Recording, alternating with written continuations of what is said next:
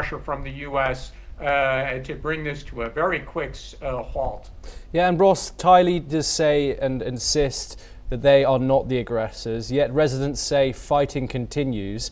Is this situation slipping beyond political control?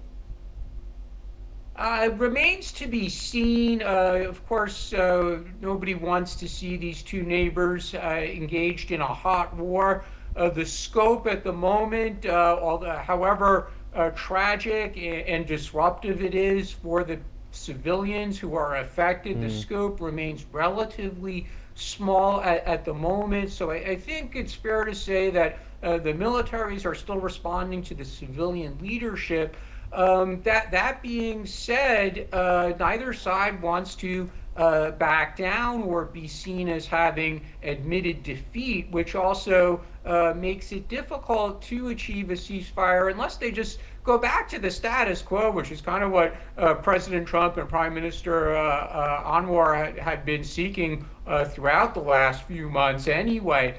So the way out probably would be to go back to the status quo before fighting flared up. But again, neither side wants to be seen as having given something up. And that also factors into how quickly a ceasefire could be arranged. Ross, a lot of analysts say that the root issues of this conflict are not being addressed. It is, after all, been a decades-long dispute. What's stopping that from happening? What's stopping these deep-rooted territorial issues and others from being addressed? Do you think the United States isn't taking this conflict serious enough?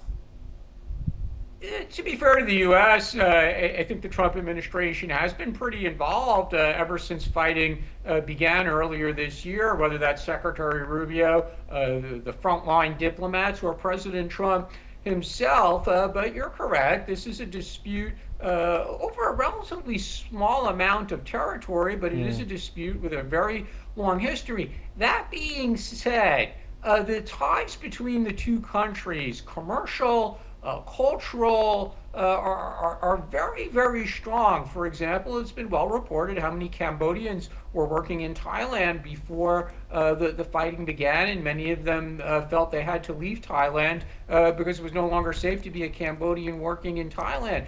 So the countries actually have, other than this dispute, a generally strong relationship in recent decades after the end of the Cold War. And despite many changes of governments in Thailand over the last few decades, Cambodia in that sense has benefited, despite criticisms of how it conducts its elections, but they basically have had two leaders for the past 40 years, so that's lent some stability to how Cambodia conducts its foreign policy and specifically its relationship with Thailand. So other than this dispute, generally these are two neighbors that have gotten along well.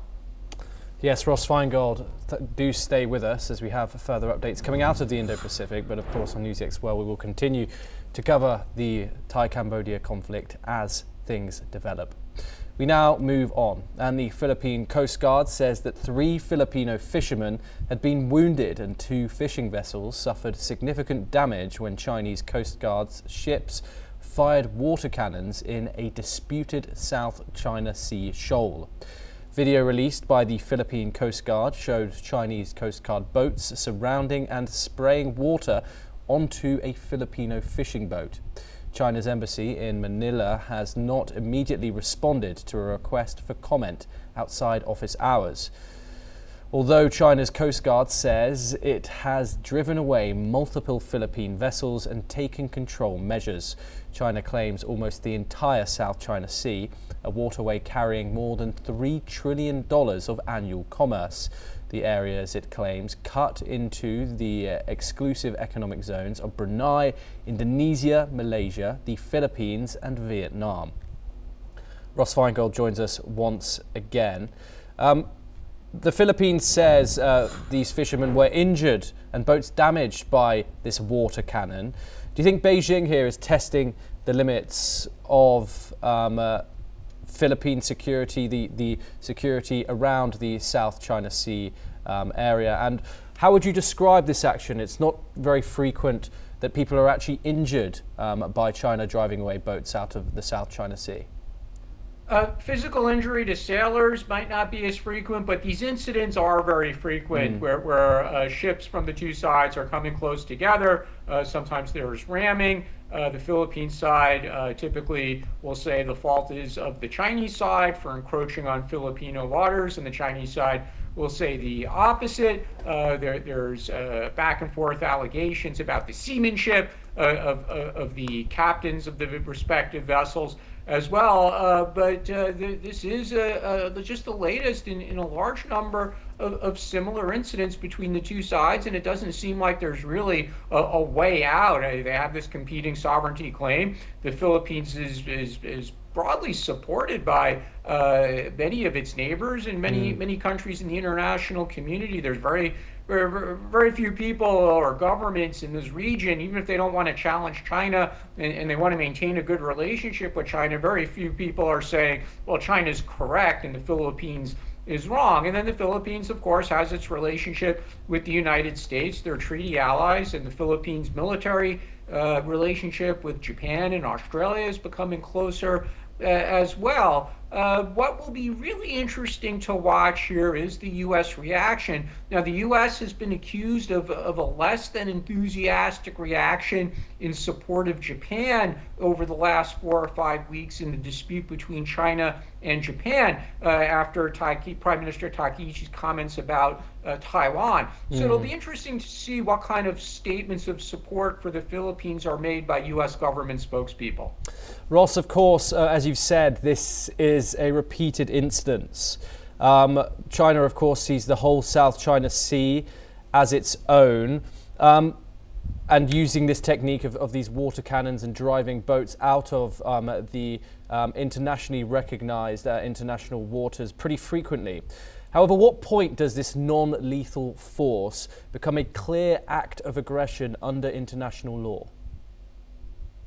It's something that's totally open to interpretation. Just like any legal question, you could have 10 lawyers and you're going to get 10 different opinions. So, many people will say that, well, despite what international law might say, might make right here, as unfortunate as that is. And the reality is that China has an enormous naval and Coast Guard capability that is very difficult for the Philippines to match. They have a much smaller number of ships. Their ships are not as capable as the Chinese ships, and that is a significant challenge for the Philippines. They're trying to invest more, but they're not really there yet. And again, it also comes back to the question of what kind of support will the international community and its close allies like the United States provide. That really will be a significant factor if the Philippines wants to enforce its claims. And also keep in mind, we have this arbitration decision from 2016, which China did not participate in and doesn't recognize. So if you want to talk about international law, you could say, well, it's very nice that there are these forums and they issue arbitral awards. But if one side didn't participate in the process and ignores the result, we're really back to the use of force. Yeah, and Ross, and finally, over $3 trillion worth in annual global trade passes through these waters. Do you think the world is underreacting to what is effectively a slow motion militarization of the South China Sea? We do see more countries sailing through the waters. They say it's in support of keeping them open to international commerce. There was discussion about this issue in the newly released national security strategy by the Trump administration a little over a week ago as well. So the international community is certainly paying attention to this. Then it becomes a question of, are you just going to sail through there once a year, and referring to, say, some of the European countries, or are you going to have a more permanent presence, which will, of course, invite a Chinese reaction. But if you really do want to counter them, then you have to be there more than once or twice a year. Ross Feingold, thank you very much for taking the time and joining us. It's always a pleasure to have you. We now move on. We stay in the region, and Myanmar's military junta has denied killing any civilians in a recently conducted hospital strike, which, as per local reports, killed more than 30. A military jet bombed the General Hospital of Marayu in the Rakhine state of Myanmar on Wednesday earlier this week. According to a state-run media outlet, the people killed or injured in the strikes were not civilians, but only terrorists and their supporters. The United Nations has demanded an investigation into the incident, saying that the attack could be considered a potential war crime. Additionally, the WHO chief has said that several health workers and patients were killed in the hospital attack and that the building, along with its operating rooms, were severely damaged. Arakan Army, a ethnic minority separatist force active in the region, reported that 76 people were also wounded in the strike. Tens of thousands of people are fleeing rising floodwaters in western Washington as the Skagit River reaches record highs, putting levees at risk. Days of torrential rain have swelled rivers to record or near record levels as flooding has stranded families and rooftops, washed over bridges and ripped homes from their foundations. Burlington was placed under a full evacuation order, with people told to leave immediately and move to higher ground. National Guard troops and sheriff's deputies were going door to assist the evacuations. Some responders were seen paddling stranded Burlington residents to safety in inflatable river rafts through the muddy floodwaters. Abbotsford, a city in Canada bordering the United States, has also been severely injured by the flooding. Listen in to what a resident had to say on the issue. Well, like coming down here and seeing all this water, it's horrible. And I know about all the people being evacuated, and it's just really sad to see. Just seeing all the houses affected, it was pretty jarring to see. Not to mention the water's freezing cold. I just wish Abbotsford was more prepared. And that's a wrap for this hour. Keep watching NewsX World for more international news updates.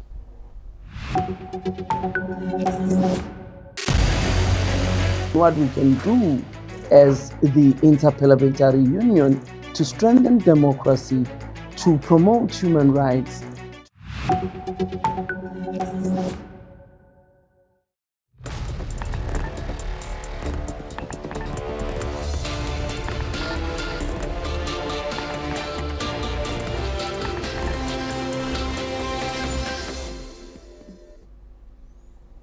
Hello and welcome, I'm Thomas Porteous and you're watching Gulf Today on NewsX World. Let's take a look at some of the top headlines coming out of the region this hour. 2 US soldiers and a civilian interpreter are killed in Syria after a suspected Islamic State attack on a convoy, US officials have stated. The US military says 3 other American troops are wounded and the attacker is shot dead. President Donald Trump warns of very serious retaliation after US citizens are killed in an attack in Syria blamed on the Islamic State. Trump says Syria's president is devastated by the attack and stresses Syrian forces are fighting alongside US troops. The Israeli military says it kills senior Hamas commander Raed Saad in an airstrike near Gaza City. The Gaza health authorities say 5 people are killed and at least 25 are wounded, while Hamas does not confirm Saad's death and says a civilian vehicle is hit. More than 200 former hostages and bereaved families sign a letter urging Prime Minister Benjamin Netanyahu to authorise a state inquiry into the October the 7th attacks. They call for truth and accountability over security failures and the state's response during the Hamas-led assault. Iran raises prices for subsidised gasoline for most users as it seeks to curb rising fuel demand and smuggling, officials have said. The higher rate applies to consumption above monthly quotas, while lower-priced fuel and taxi allowances remain in place. International rights groups condemn Iran's rearrest of Nobel Prize winner Narges Mohammadi and urge authorities to clarify her whereabouts. Her lawyer says Mohammadi is detained after speaking out over the suspicious death of a fellow rights lawyer in Mashhad. UN Secretary General Antonio Guterres condemns a horrific drone attack on Bangladeshi peacekeepers in Sudan that kills 6 and wounds 6 others. Guterres warns such attacks may constitute war crimes and says those responsible must be held accountable. China's Foreign Minister Wang Yi says Beijing is ready to push its comprehensive strategic partnership with the United Arab Emirates to a higher level. Wang cites aligned development goals and strong economic complementarity during talks with UAE's Foreign Minister.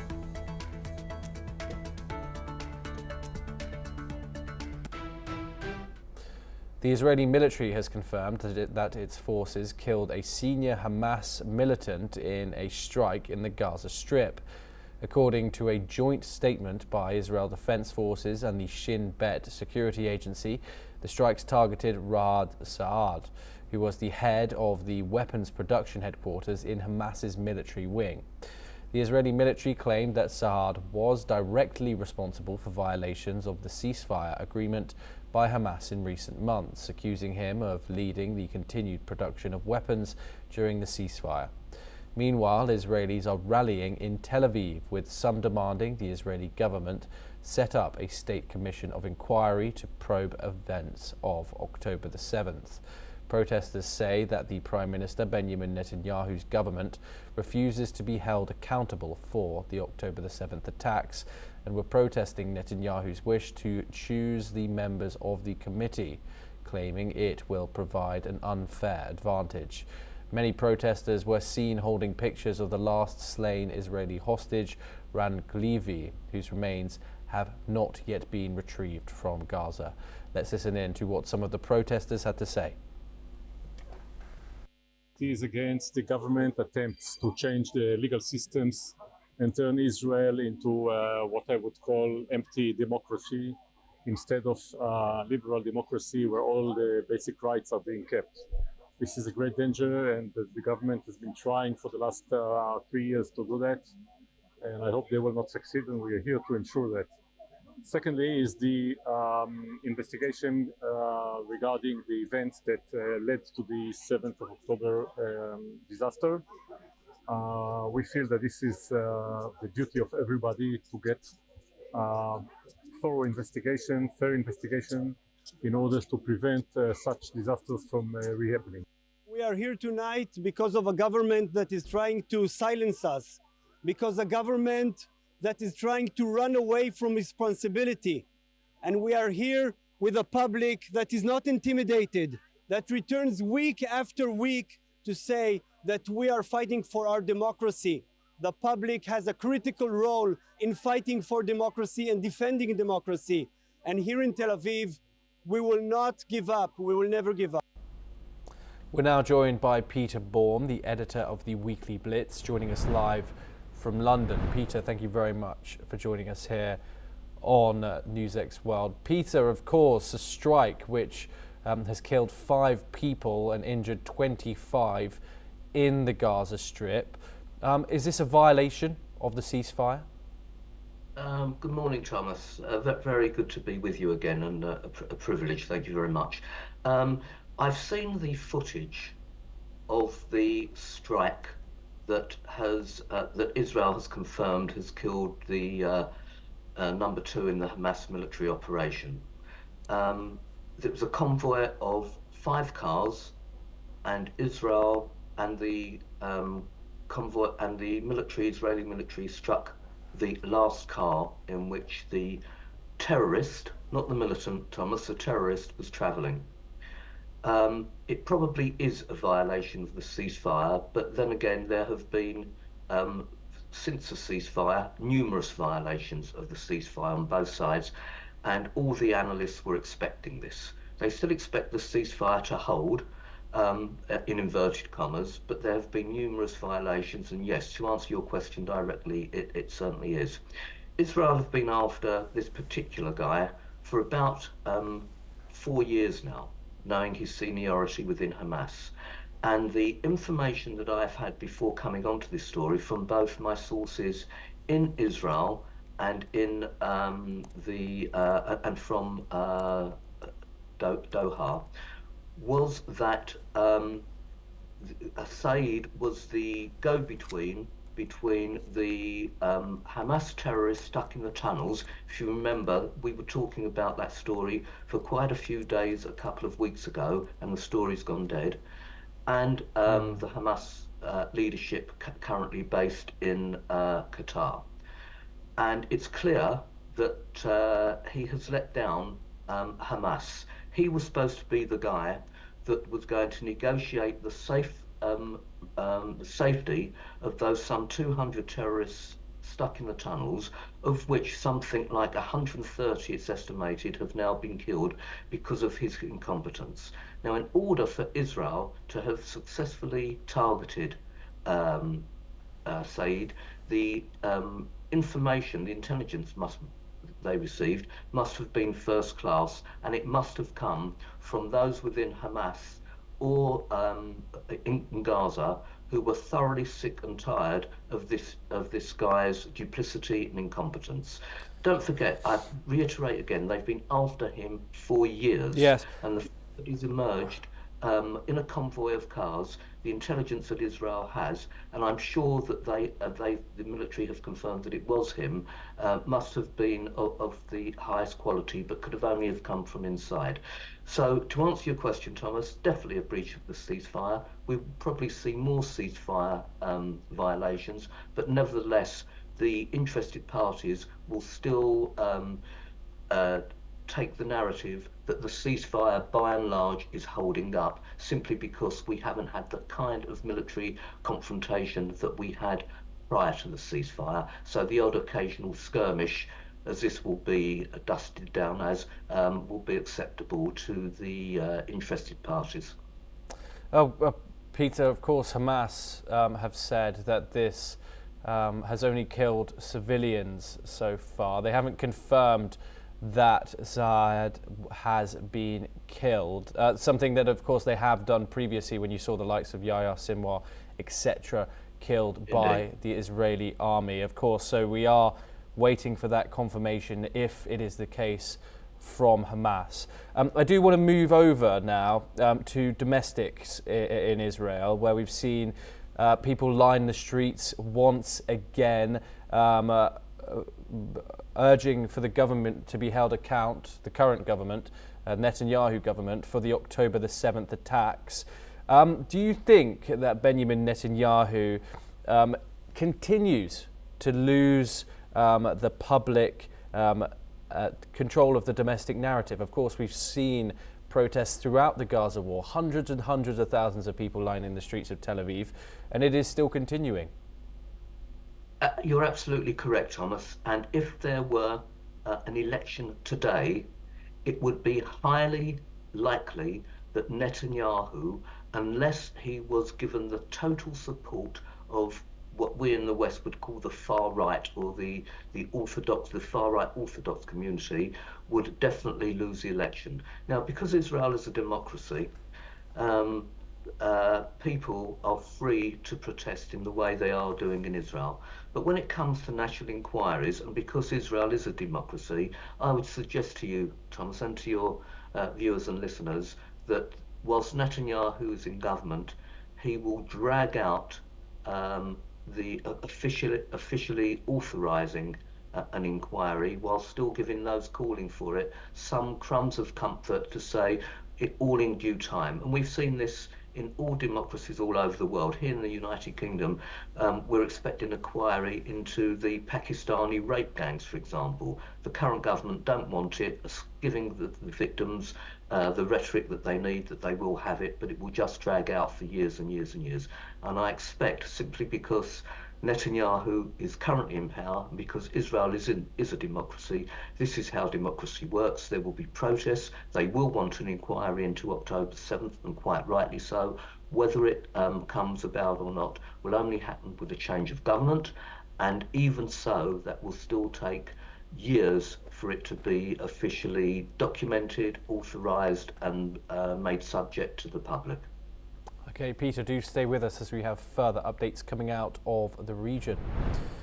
Now, 2 US Army soldiers and a civilian interpreter were killed in an attack linked to the Islamic State in central Syria on Saturday. The Pentagon said the incident occurred in the historic town of Palmyra, where US forces were supporting counter-terrorism operations. According to US Central Command, the attack was carried out by a lone gunman while American soldiers were conducting a key leader engagement alongside partner forces. 3 additional soldiers were wounded. The attacker was killed by partner forces at the scene. According to reports on social media, there were massive celebrations held in parts of Syria, centered in the city of Jableh. Videos on social media sites show big crowds of people, reportedly supporters of al-Jilani, celebrating the killing of the American citizens in the attack. This comes as American forces gather in big numbers in Syria, presumably signaling the beginning of a counter-operation to avenge the killing of the 3 citizens. Peter, does this attack confirm that ISIS is indeed very much still operational, despite the years led by the United States of counter-terrorism operations in the region? Oh, Thomas, make no mistake. ISIS is still very much a big player in this region. There has been footage recently of convoys of ISIS terrorists on motorbikes, in 4x4s, in pickup trucks, parading through various areas of Syria. Now, this attack is a major test for the Syrian regime.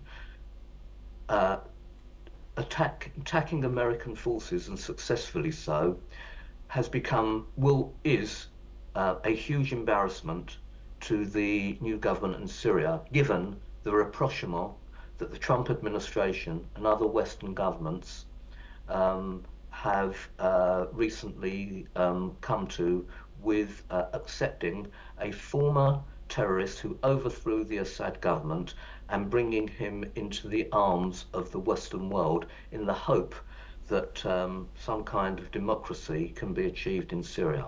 So the interesting thing here is, how will the Syrian government react to the killing, and if the Americans can see that they are taking a soft approach, then I think the Trump administration will not be, that won't be acceptable to the Trump administration. If we see US troops on Syrian soil conducting exercises, I don't actually think Trump wants that, Thomas, I really don't. I think he wants a Syrian government to come in hard on ISIS. Now, whether they will or not is yet to be seen. If they don't, then I think the American public, the Trump supporters, will absolutely demand military retribution on ISIS, and that could open up a whole range of very unattractive possibilities in the region. And so here, Thomas, will the Syrian government react and on behalf of how the American government would expect them to and want them to? And Peter, of course, we've seen Donald Trump stress the fact that Syrian troops, even post this attack, are indeed working alongside American troops to combat this threat, whatever it was, confirmed yet or not.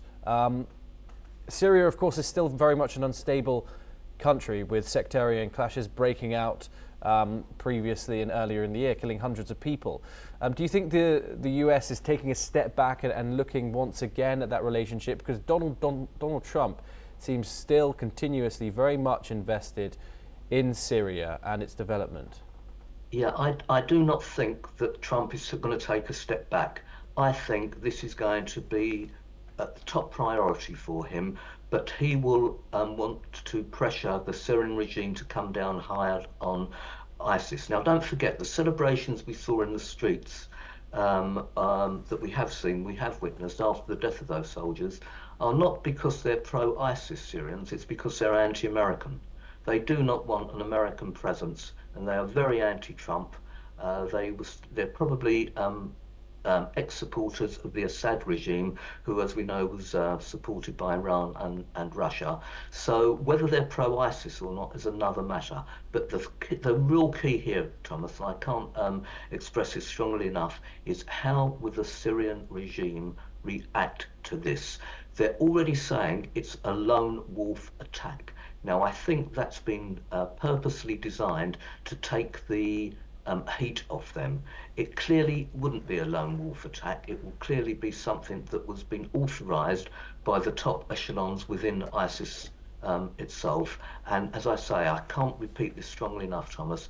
How will the Jelani regime react? What are they going to do? Will they attack ISIS? If not, the Americans will certainly use military force. Of that, I've no doubt. But it won't. To answer your question, Thomas, Trump will not step back. If anything, he's further involved in this because of the attack on the American troops and civilians. Peter Bohr, as always, thank you very much for joining us. Great pleasure to have you on NewsX World. We now move on, and during a meeting with Khaldoon Khalifa al-Marabak, the UAE's President's Special Envoy to China, Chinese Foreign Minister Wang Yi says that China is willing to maintain high-level exchanges with the United Arab Emirates, deepen strategic mutual trust, implement the important consensus reached by the two heads of state, and advance cooperation across all fields so as to elevate the bilateral comprehensive strategic partnership to higher levels. China also expressed a willingness to enhance strategic mutual trust and expand mutually beneficial cooperation in various fields, including investment, oil and gas, infrastructure, and other areas. Meanwhile, Khaldoon Khalifa al-Marabak noted that China is an important strategic partner to the UAE, adding that the deep friendship between the two heads of state is a vulnerable asset for bilateral relations. He stressed that developing relations with China is a top priority of the UAE's foreign policy. Joining us now is Andrew K.P. Leung, a China strategist. He joins us live from Hong Kong. Andrew, what more can you tell us about this visit and the aims of both parties and what both are trying to get out of this meeting? Well, the meeting, together with the official statements, reflect structural changes in the relationship between the Arab states, including the UAE, with China, and indeed with the rest of the world, particularly the United States.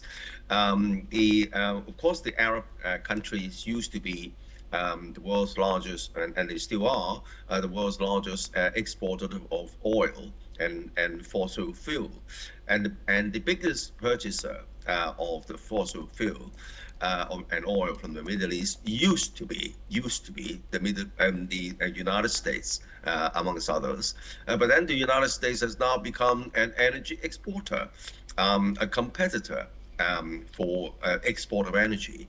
But the biggest global customer has always remained to be China. And China, of course, very short of energy, and increasingly imports a large quantity of oil and gas. And hence, this is the first trend of this structural shift towards pivoting towards China from the Arab states. Secondly, the whole world is now weaning itself increasingly on dependence on fossil fuel because of climate change, shifting towards green energies. And hence you can see that in the Arab states, they all have their national visions. In the UAE, you have Vision 2030, and Saudi Arabia, although 2030 or 32, they're all shifting towards less reliance on oil and gas, and pushing the economy towards high technology, innovation, green energies, and also working for a more equal society, bringing more benefits for their people. So this shift again binds itself with what's happening in China. China's now, of course, pivoting towards with the Belt and Road Initiative, which passes through, of course, from Central Asia to the Arab Peninsula. And that is because the Belt and Road Initiative would bypass some of the choke points along the Asia Pacific. For example, the choke point in the Malacca Strait, controlled by the American 7th Fleet, and the other choke point a problematic point along the Red Sea. If the shipments passes through the Red Sea, subject to all sorts of unstable kind of conflicts. But the Belt and Road Initiative is overland, the overland part, the economic belt part, which connects China overland through pipelines, through railways, through high rails and so on, transshipping the goods from China to the rest of the world through Central Asia and through the Middle East. And of course, with the growth of the internet economy, there's a lot of China businesses selling their goods at very competitive prices, which benefit the welfare of the people. And of course, China's capital is going out, investing countries in host countries, including those in the Middle East. And so so these dynamics, another strand that binds the two countries closer together. The third strand is because the United States, no longer dependent on Middle East oil, is just focusing on supporting Israel, and that in a way trying to bring a more stable environment, but shifting towards the interests of Israel and the United States, even at the expense of some of the demands. For example, the Palestinians' demand for statehood stalled because of Israel's opposition. And then, of course, there is another dynamic which is quite epical in the sense that both the UAE and also the Saudi Arabia, for example, and Iran used to be arch enemies over many centuries, and now through China's diplomacy, the Saudi Arabia and Iran have now reached a rapprochement together with other Arab states in the Saudi Arabia's neighborhood, including the UAE. So I think that you can see that there are a number of dynamics at work, structural dynamics, which support this closer relationship between the UAE and China. Andrew KP Leung, thank you very much for joining us here on NewsX World. It's a pleasure to have you on the programme, as of course, always. Now, we move on, and international human rights groups have condemned the rearrest of Nobel Peace Prize laureate Narages Mohammadi in Iran. The Nobel Committee has also called on the Iranian authorities to immediately provide a clarification on her whereabouts. According to Mohammadi's lawyer, she was arrested on Friday after she publicly denounced the death of lawyer Khosrow Alik Kordi at his memorial ceremony, which she alleged was suspicious in nature. Iranian officials reportedly arrested 39 other people along with Mohammadi on Friday, which at least 8 were activists. Moreover, the chair of the Norwegian Nobel Committee has also expressed his concern over the rearrest of Mohammadi and has called it a brutal act. Let's listen into the statement. We're greatly concerned about the arrest of Narges Mohammadi. The arrest was brutal. She is now kept in a place where we do not know where she is. So we call on the Iranian authorities both to clarify where she is, how she is, but first and foremost, actually release her from prison, as she should never be in prison in the first place for her courageous work defending women's rights and human rights in Iran. Now, Hezbollah leader Naim Qassem has declared that the group will not disarm even if, in his words, the entire world unites against Lebanon. Qassem said Hezbollah remains prepared to defend itself should Israel launch another war against the group. His remarks come despite a ceasefire reached in November 2024, which was intended to end more than a year of hostilities between Israel and the Iran-backed proxy organization. However, the truce has failed to fully hold. Israel has continued to carry out airstrikes inside Lebanese territory, typically saying its operations are aimed at Hezbollah fighters and infrastructure to prevent the group from rebuilding its military capabilities. Hezbollah, for its part, maintains that it retains the right to resist and respond to Israeli attacks, raising concerns that the fragile ceasefire could collapse into renewed large-scale conflict. Let's take a listen in. الإسرائيلي لن يذهب إلى الحرب من دون قرار أمريكي. فلتعلم أمريكا طالما هي اللي عم بتدير الموضوع، فلتعلم أمريكا سندافع حتى لو أطبقت السماء على الأرض. لن ينزع السلاح تحقيقا لهدف إسرائيل ولو اجتمعت الدنيا بحربها على لبنان. Well, that's a wrap on Gulf Today. Keep watching NewsX World for more international news updates.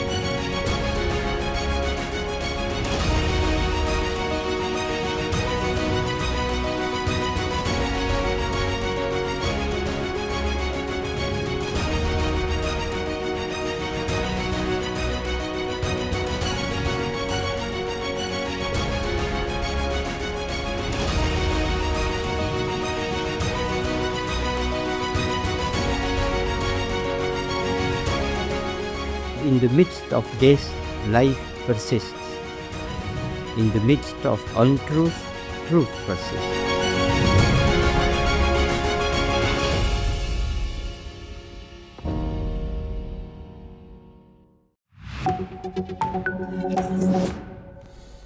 Hello and welcome, I'm Thomas Porteous and you're watching the World Report on NewsX World. Let's take a look at some of the top headlines of the hour. Thailand says 4 soldiers are killed in renewed border clashes with Cambodia as its leader vows to keep fighting despite a US claim of a ceasefire. Cambodia shuts all border crossings with Thailand as the death toll since Monday rises to 14 according to Thai officials.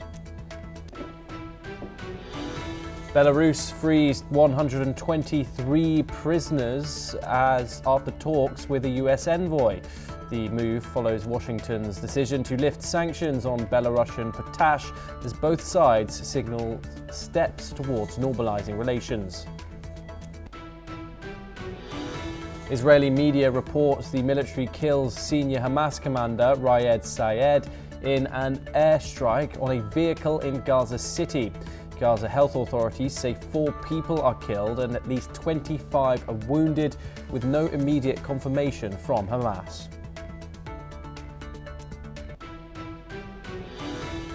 A storm sweeps across the Gaza Strip, killing at least 14 people and injuring others, according to Gaza's Interior Ministry. Officials say strong winds, heavy rain and collapsing structures hit families already displaced by Israel's assault. Two people are killed after a Ukrainian drone hits a residential building in Russia's Saratov, regional officials say. Meanwhile, Ukraine says Russia's strikes kill on 2 of its ports, with drones and missiles damaging 3 Turkish-owned vessels, including a food ship.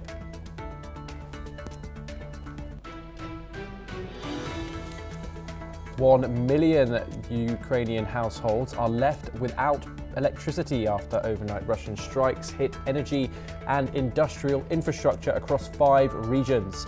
The attack comes as Russia intensifies winter strikes and a US envoy prepares to hold fresh talks in Europe on ending the war. At least 3 people are killed and 9 others wounded after the paramilitary RSF launches a drone strike on the city of El Obeid, sources have said. The attack comes as fighting intensifies across Sudan's strategic Kordofan region, a key front in the war.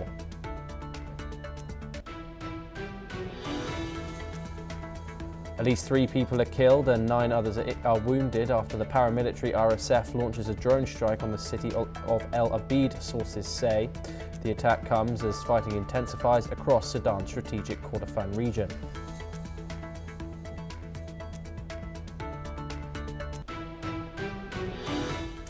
Those are the headlines, and we start with our top story this hour. American and Syrian military personnel have been injured in the central Syrian town of Palmyra when an unidentified attacker opened fire on their patrol. According to sources, US helicopters evacuated the injured to a US base in Syria's Al-Tamf region near the Iraqi border. The US troops stationed in northeastern Syria as part of a decade-long effort to help a Kurdish-led force there combat Islamic State. 2 local Syrian officials confirmed that casualties occurred during the attack on the convoy, although there was no immediate official comment from the Pentagon regarding the incident. Some local sources claimed the attack was carried out by members of the Islamic State terrorist organization. Joining us. Okay, this situation is, of course, after renewed ties between the United States and Syria after 1 year marking the overthrow of Bashar al-Assad, who ruled a brutal regime over the country for decades. And now the US has and Syrian soldiers have been shot inside Syria. Details are rather unknown. However, we do know that some soldiers were injured. Of course, this is an unprecedented situation coming out of the newly democratic Syria, where American and Syrian personnel have been injured after an unidentified attacker opened fire on their patrol. Okay, now joining us is Yossi Kapawasa, an Israeli intelligence and security expert, joining us live from Tel Aviv. Yossi, thank you very much for joining us here on the program. Of course, Syria has made a diplomatic comeback since the fall of Bashar al-Assad, who marked his year out of power just a couple of days ago. However, given Syria's re-emergence back on the international stage, instability still seems rife within the country. Now, we don't know who attacked these US and Syrian officials, but if you could give us a snapshot of the threats still inside Syria, and tell us what difficulties that the country still faces today.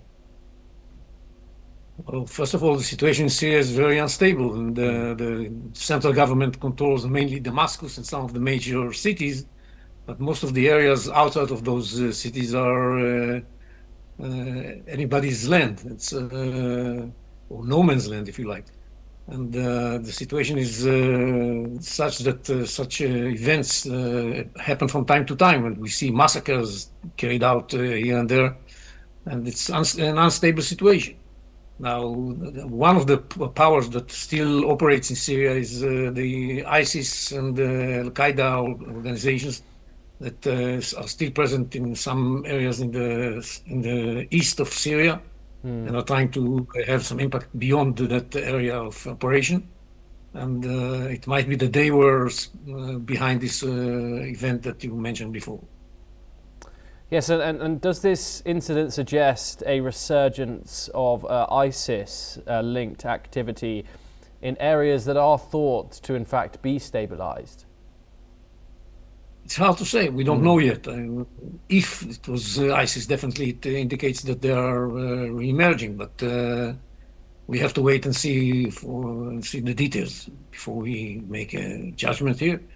Of course, there can be also something done by forces that are aligned with Iran. Still some forces like that, and we have to just wait and see who was responsible for what happened. Yossi, we know that the United States and Syrian forces were working together when this attack happened. How closely now are the two combat forces working together? Well, they are coordinated and work together, and we know that the Americans are very much interested in strengthening the Syrian regime. They expect us, Israelis, to help and limit our interventions in Syria so that the Syrians will be in a better position to solidify their control of the state. And they are coordinated, as I said, with the Syrian forces in order to make sure that Shara has control of the situation. Yes, and the United States has troops stationed in this northeastern part of Syria as part of a decade-long effort to help a Kurdish-led force there to combat the Islamic State. What more can you tell us about the support that the United States has for Kurdish-led forces inside the country?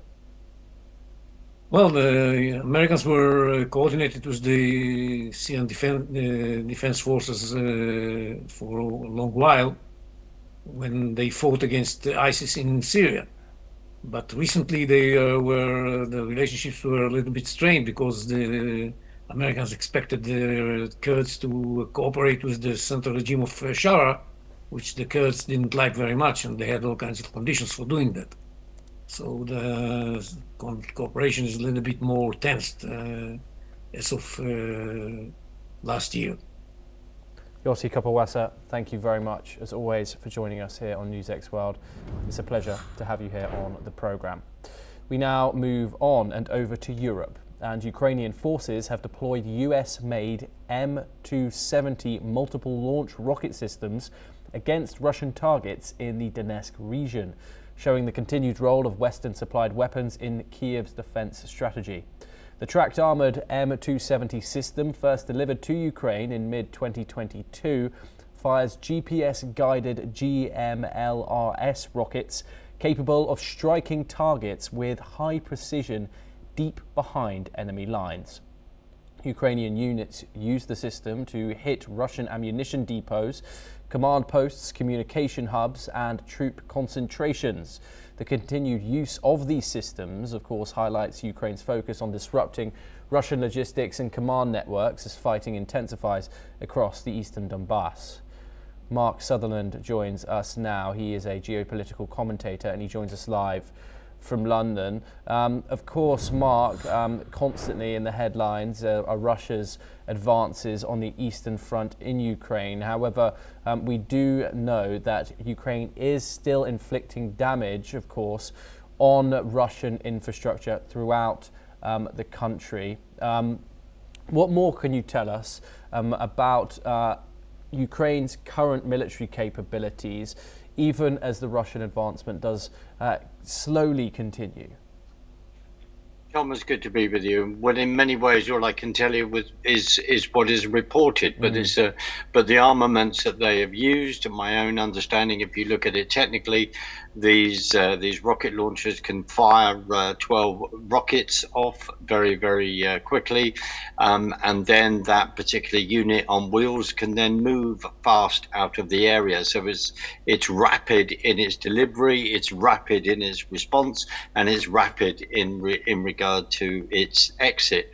So, as you pointed out, with what the Russians continuing to then move forward is then the disruption that these particular armaments that are supplied, that are American made, but they're also within the field of the NATO remit as well. NATO has those at their disposal as well. So that is what that's what we're seeing, Thomas. And as you have reported, these armaments that are then continuing to be supplied by the Americans, then paid for by European countries that bought off them, which is at the present time, which is what President Trump has then been pushing. That's the situation that we are in, and as you and I have discussed, where we want to see peace, we want this to come to an end, and of course we've then seen the conversation has come from President Trump, and then Zelensky, Prime Minister Zelensky of Ukraine, then going off to his European buddies to then get support and saying, I need more money. How do we continue this? I need defense of my country. I'll just cynically say that because we all want this to end, and then I sometimes wonder if various forces do they actually want it to end, or do they want to escalate this? Thomas. Yes, and Mark, how have you analysed, of course, Donald Trump's scepticism of Volodymyr Zelensky, and of course this proposed peace plan, which was seen pretty vastly in favour of Moscow. But of course, this does come along with the continued deployment of these US made systems supplied by Europe, paid for by Europe, of course. How do you think Moscow views these balanced actions? Well, I think you go back to when you were first sort of putting the question to me. The present American administration was deeply frustrated. What was done under the Biden administration, which I'll then call it deliberately, in my own opinion, where was any negotiation? And as I have said before, there seemed to be a peace agreement potentially on the table after the first 3 weeks, and then the European leaders are going, no, we don't want this. That is what has also frustrated the President Trump's administration, because of the amount of billions and billions of dollars that have been poured into the Ukraine, instead of everyone then sitting down and trying to understand the situation. You and I have discussed this when we go back to Minsk agreements. Before that, we go back to 1994 and asking Ukraine to get rid of their nuclear weapons, and we will then defend you, says America, then says NATO. We then go back to the situation in 2014 and Nuland's infamous phone call soon after that. The amount of interference and what is going on is historic. The number one thing is we want to see this to end. But when we have the leader of NATO going, you're going to have to prepare for war just like your grandparents did, then we have an interesting situation. And the bottom line is, and this is the challenge, Thomas, in my humble opinion, is what do we know? And what are the real facts on the ground when people are not trying to solve this? And also when we go back in regard to the regions that the Russians are in, where people that they speak Russia, they're turning around saying, well, we'd like to be linked more with Russia. There are so many factors that come in, but there has been huge loss of life on both sides and the destruction of the Ukraine. And just quickly, we cannot deny that Russia then invaded a sovereign state. Us going through the history of the Soviet Union and that being a satellite is another very, very important subject. But the last thing we want to do is see this continue. If I'm a voice on my own saying that, then I don't apologize for that. Thomas. Yes, Mark, do stay with us as we have further updates, this time coming out of West Asia. Iraqi Prime Minister Shia al-Sudani has met with UN Secretary General Antonio Guterres in the capital city of Baghdad earlier today, in a ceremony that marked the end of UN assistance mission for Iraq. The UMAMI mission was established by a UN Security Council resolution shortly after the US-led invasion in 2003, and it focused on helping Iraq rebuild its democratic institutions. Now, the UNAMI mandate is expected to conclude by the end of this month on the request of the Iraqi government. Let's listen in to what the Iraqi Prime Minister said during a joint conference with the UN chief. مهمة بعثة اليونامي لا تعني نهاية الشراكة بين العراق والأمم المتحدة، وإنما تمثل بداية فصل جديد من التعاون، وخصوصا في مجالات التنمية والنمو الاقتصادي الشامل وتقديم المشورة. علاقتنا مع الأمم المتحدة من خلال بعثة يونامي كانت محورية وفعالة لتلبية احتياجات العراق ومساعدته حتى بلغ مرحلة الاعتماد على نفسه بشكل كامل. Mark Sutherland joins us once again. Mark, over 20 years since the US-led invasion of Iraq in 2003 and over 2 decades of UNAMI. What does this say about Iraq's current political maturity and sovereignty, and why have they chosen now to end it? very good question, Thomas. And we also remember the Iran-Iraq war soon after the regime change in 1979 under the Ayatollah. So let's just bear those in mind as well as other things that we've touched on earlier. It's very interesting, isn't it? 22 years. Where were the weapons of mass destruction? We look at all the destruction that happened, including civilian lives, the lives of British servicemen, American servicemen. We look back at this, all the oil fields burning, etc. There is a lot of history to then go over. If it's going to be stable, that's not necessary. Of course, that is a good thing, and I'm sure that your dear guest, Yossi, can then give another input on that, even more greater than I can. But the key, and an understanding of that. But the key is look at it. Suddenly they're turning around and saying, right, we don't want the UN in here. We don't need the UN in here. Many countries don't need the UN, frankly, within their borders. But that's another subject for another day. And if they are then standing on their own 2 feet, with then wanting to have a democratic governance, which frankly is something that the West doesn't understand within that part of the world, that you cannot impose democracy at all. If you then understand the clans, the tribal background to these areas, and also we have to understand when Iraq as a country was then created, once the Ottoman Empire has then fallen. People may think, Mark, why is this all relevant? It is all relevant. But the number one thing is, Thomas, some of us remember this history as if it was yesterday. But it's, yes, of course, we want peace in that region. And with all that's gone on since the 7th of October attack by Hamas on Israel, that's another factor that has to be borne in mind in their own stability and their own concerns and understanding of what has happened in Iraq. I think that region, with all the changes that have gone on, is deeply, deeply complex. But we're going to have to see how this then rolls out, Thomas. Thank you. Mark Sutherland, thank you for joining us on NewsX World. It's always a pleasure to talk to you here. And you, sir. Thank you.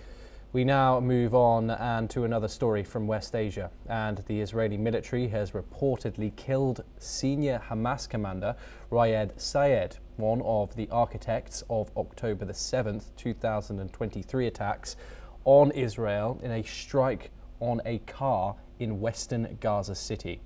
The attack has killed 4 people and wounded at least 25 others, according to Gaza health authorities. However, there is no immediate confirmation from Hamas or medics that Sayed was among the dead.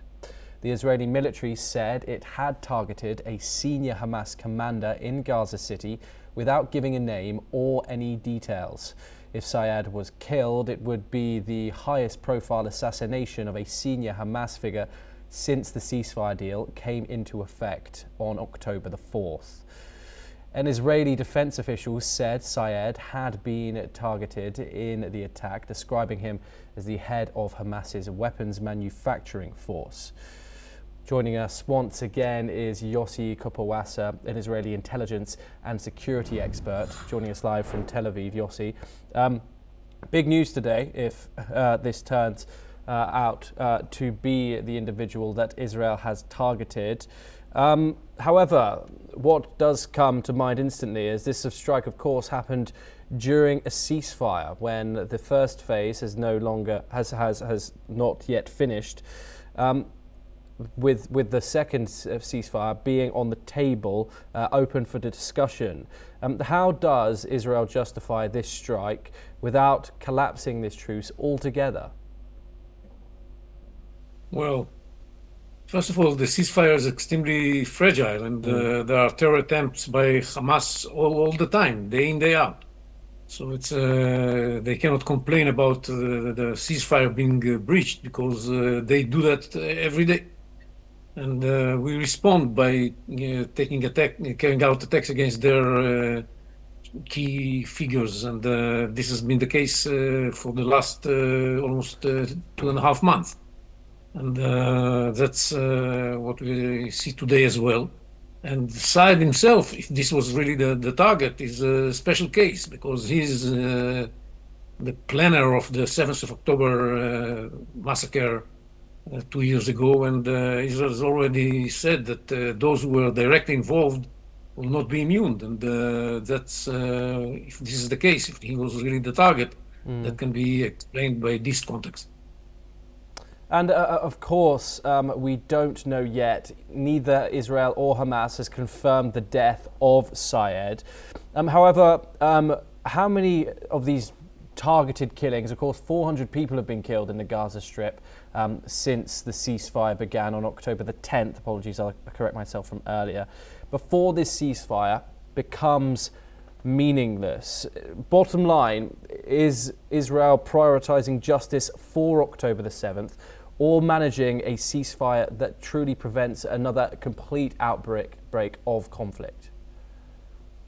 Well, as I said, first of all, the ceasefire is so fragile that it's difficult to refer to it as a ceasefire. Secondly, we are still waiting for the first phase of the ceasefire to be implemented, and we are waiting for the last body of the deceased hostage Rangvili. And this has to be done sooner, as fast as the Hamas can perform that.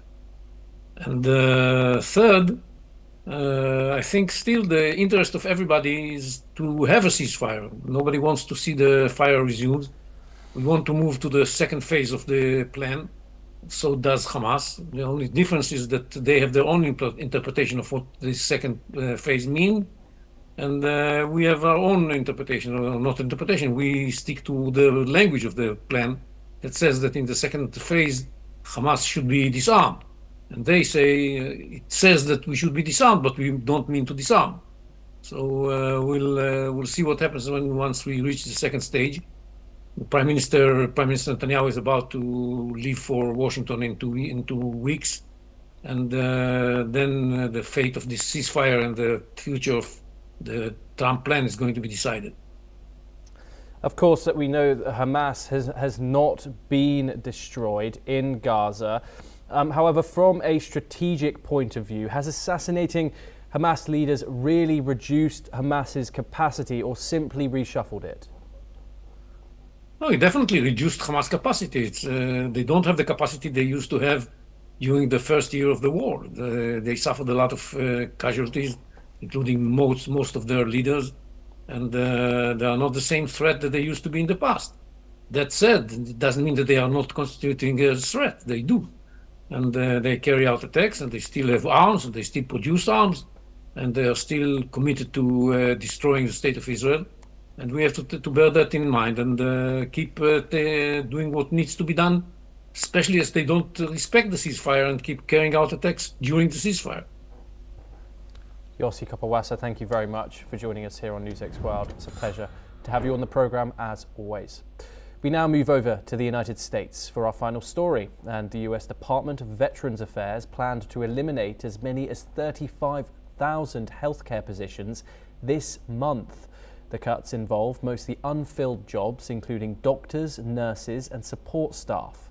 According to a report which cited a memo shared with regional leaders last month, the agency hopes that the cuts will reduce the healthcare workforce to as few as 372,000 employees, a 10% reduction from last year. Veterans Affairs Department spokesman Pete Kasparovich says that this move will have no effect on VA operations or the way the department delivers care to veterans, as they are simply eliminating open and unfilled positions that are no longer needed. Okay, that's all that we have time for this hour. Keep watching NewsX World for more international updates.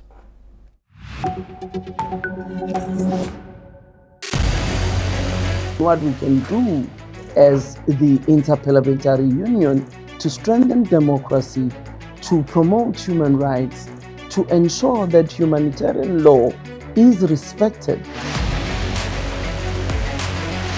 UN Security Council needs a makeover, a comprehensive reform, and India deserves a position there a role there. Prime Minister Modi during Operation Sindoor made it amply clear that war has never been India's choice. We are with the side of peace. We are neither neutral nor indifferent. We are with peace. We would have dealt with the US a whole lot on trade and those kinds of things, and that's not as certain these days. So we have to go back and look at our European partners, our Asian partners. An opportunity to exchange, to have a dialogue, to have a debate on a different perspective on finding the solution of the conflict. First thing that is important to have a common ground, and that we do have with humanitarian laws and human rights, but also to say, okay, what does it mean for us as a country to act on these laws, and how can we work together? When we realize that there's something wrong with democracy, the institutions and policies, values come together and we take stock, and it's possible then to improve and chart a new course for democracy. It's the people's right to self-determination, and if they want to be independent, they should be independent. We will not start a war against Greenland.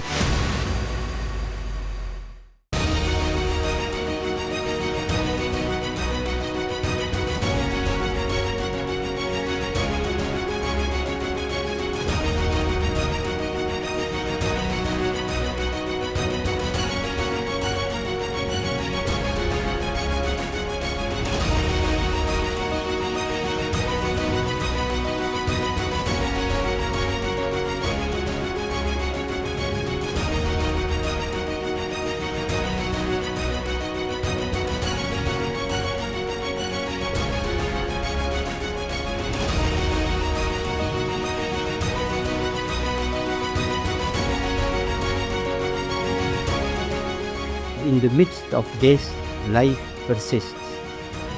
In the midst of untruth, truth persists.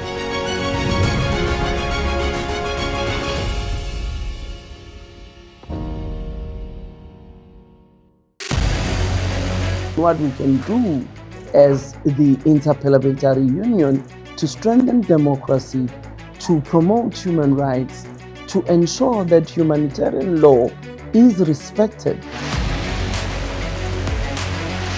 UN Security Council needs a makeover, a comprehensive reform, and India deserves a position there.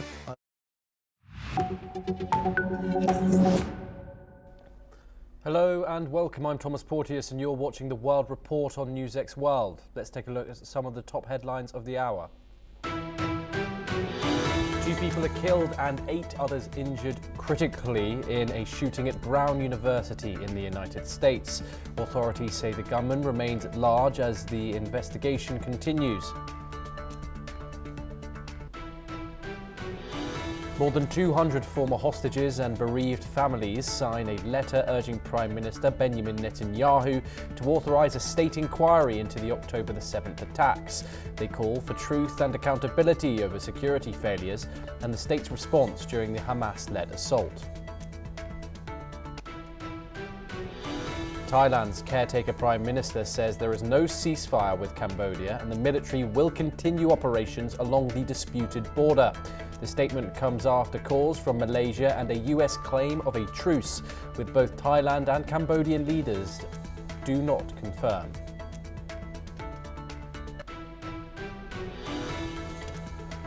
President Donald Trump warns of very serious retaliation after US citizens are killed in an attack in Syria blamed on Islamic State. Trump says Syria's president is devastated by the attack and stresses Syrian forces are fighting alongside US troops. International rights groups condemn Iran's rearrest of Nobel Peace Prize winner Narges Mohammadi and urge authorities to clarify her whereabouts.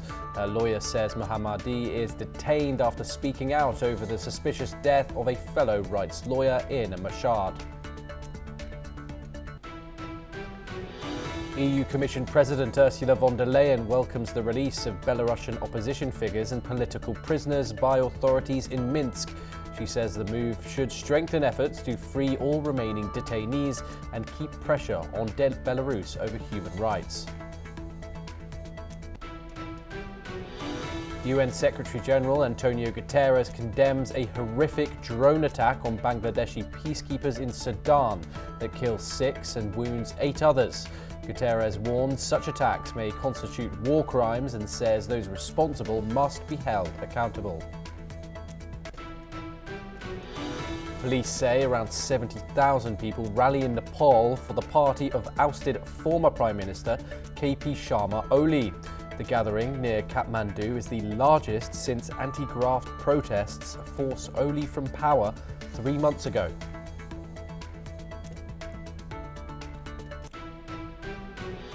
Now, at the top of this hour, we move to the United States, and authorities moved students locked down on campus following a deadly shooting at Brown University to a reunification center set up at the university's sport facilities. This comes after a suspect with a firearm entered a building where students were taking exams, killing 2 people and injuring 9 others.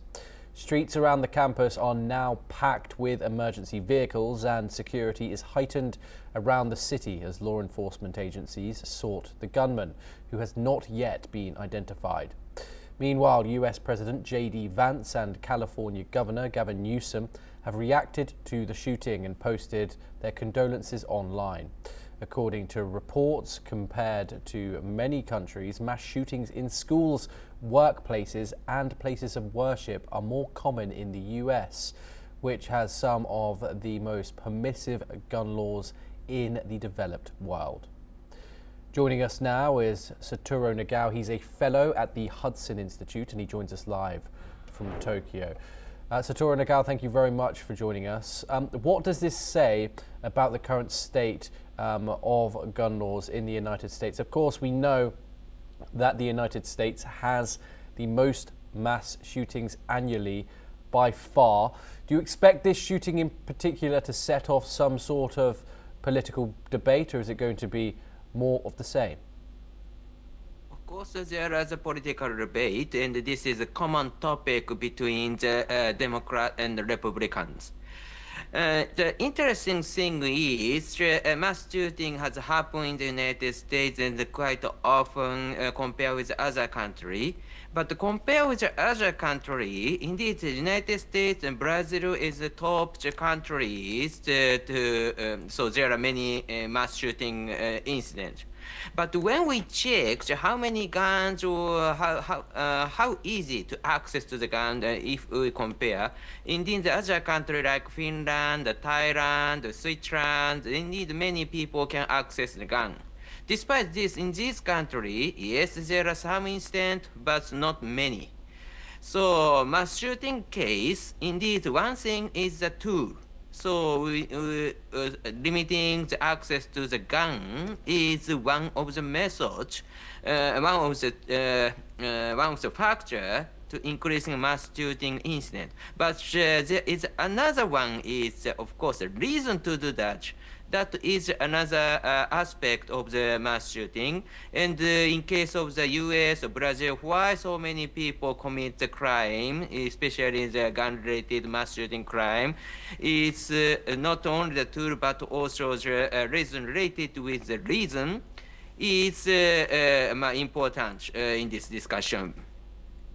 Yeah, and of course, we've seen legislative changes made around the world when shootings like this happen, but over 300 mass shootings, nearly 400 actually, have happened this year, which is a decline from years prior. However, of course, nearly 400 mass shootings isn't something to turn one's nose up at.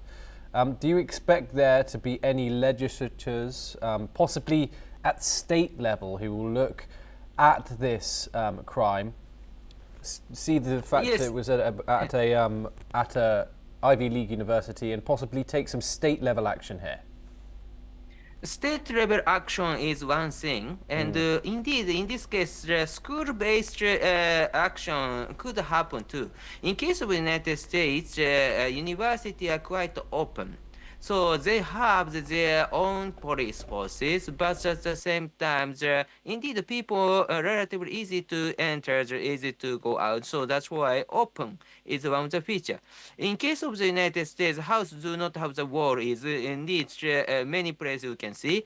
So that's why indeed the openness is one of the feature of the U.S. culture. In this case, not only the friendly people, but also the perpetrators can access these houses or university. That is also true.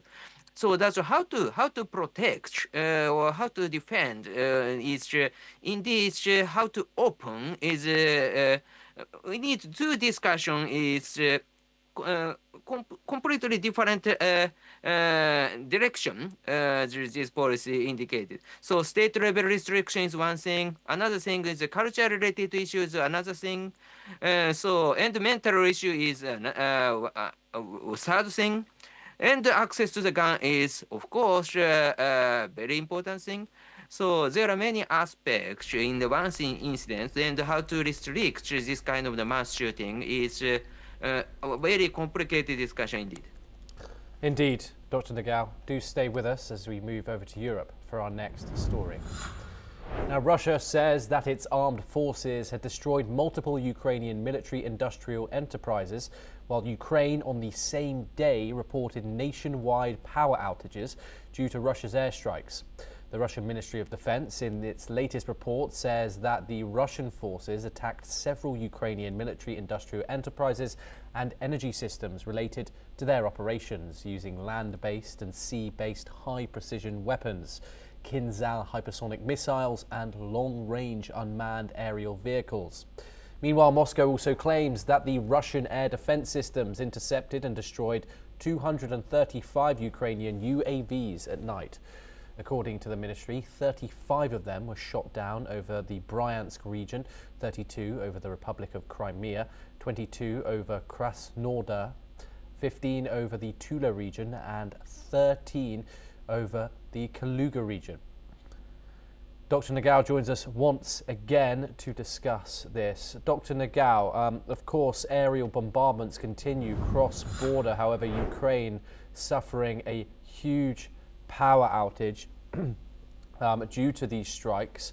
What do you think is going to be the impact on the civilian population as exactly as winter encroaches on the east of Europe? How are the civilians' morale, physicality going to be suffering during right now without any power? Yeah, indeed, this is the battle of the UAV or missiles between Russia and Ukraine recently. And both sides attacked energy-related facilities. But even if the both sides attack energy-related facilities, the purpose is completely different. In case of Ukraine tried to limit Russia's income by exporting energy. In case of Russia, destroying an energy facility and try to persuade Ukraine's people who face a very serious cold situation because of the lack of heater. So that's why Russia's attack towards energy-related facility is indeed indirect attack to the civilian's life and try to persuade you should be surrender, something like that. So that's why recently both sides focusing on attacking the energy-related facilities. Interesting thing is how many UAV, how many missiles both sides can prepare to attack these facilities. Indeed, in case of Russia increasing the production line, and now they can use the 100, 200 level of the UAV or missiles per day. So that's why their military industry is developed so well, and that is a big problem. So, of course, Ukraine side improve their capability and Western side improving capability. But compared with this, Russian side capability has progressed a lot. So that is the reason, view from the attrition war, view from the sustainability of this attack, indeed Russia still gets advantage because in case of the quantity, even if the quality of the weapon is not so sophisticated.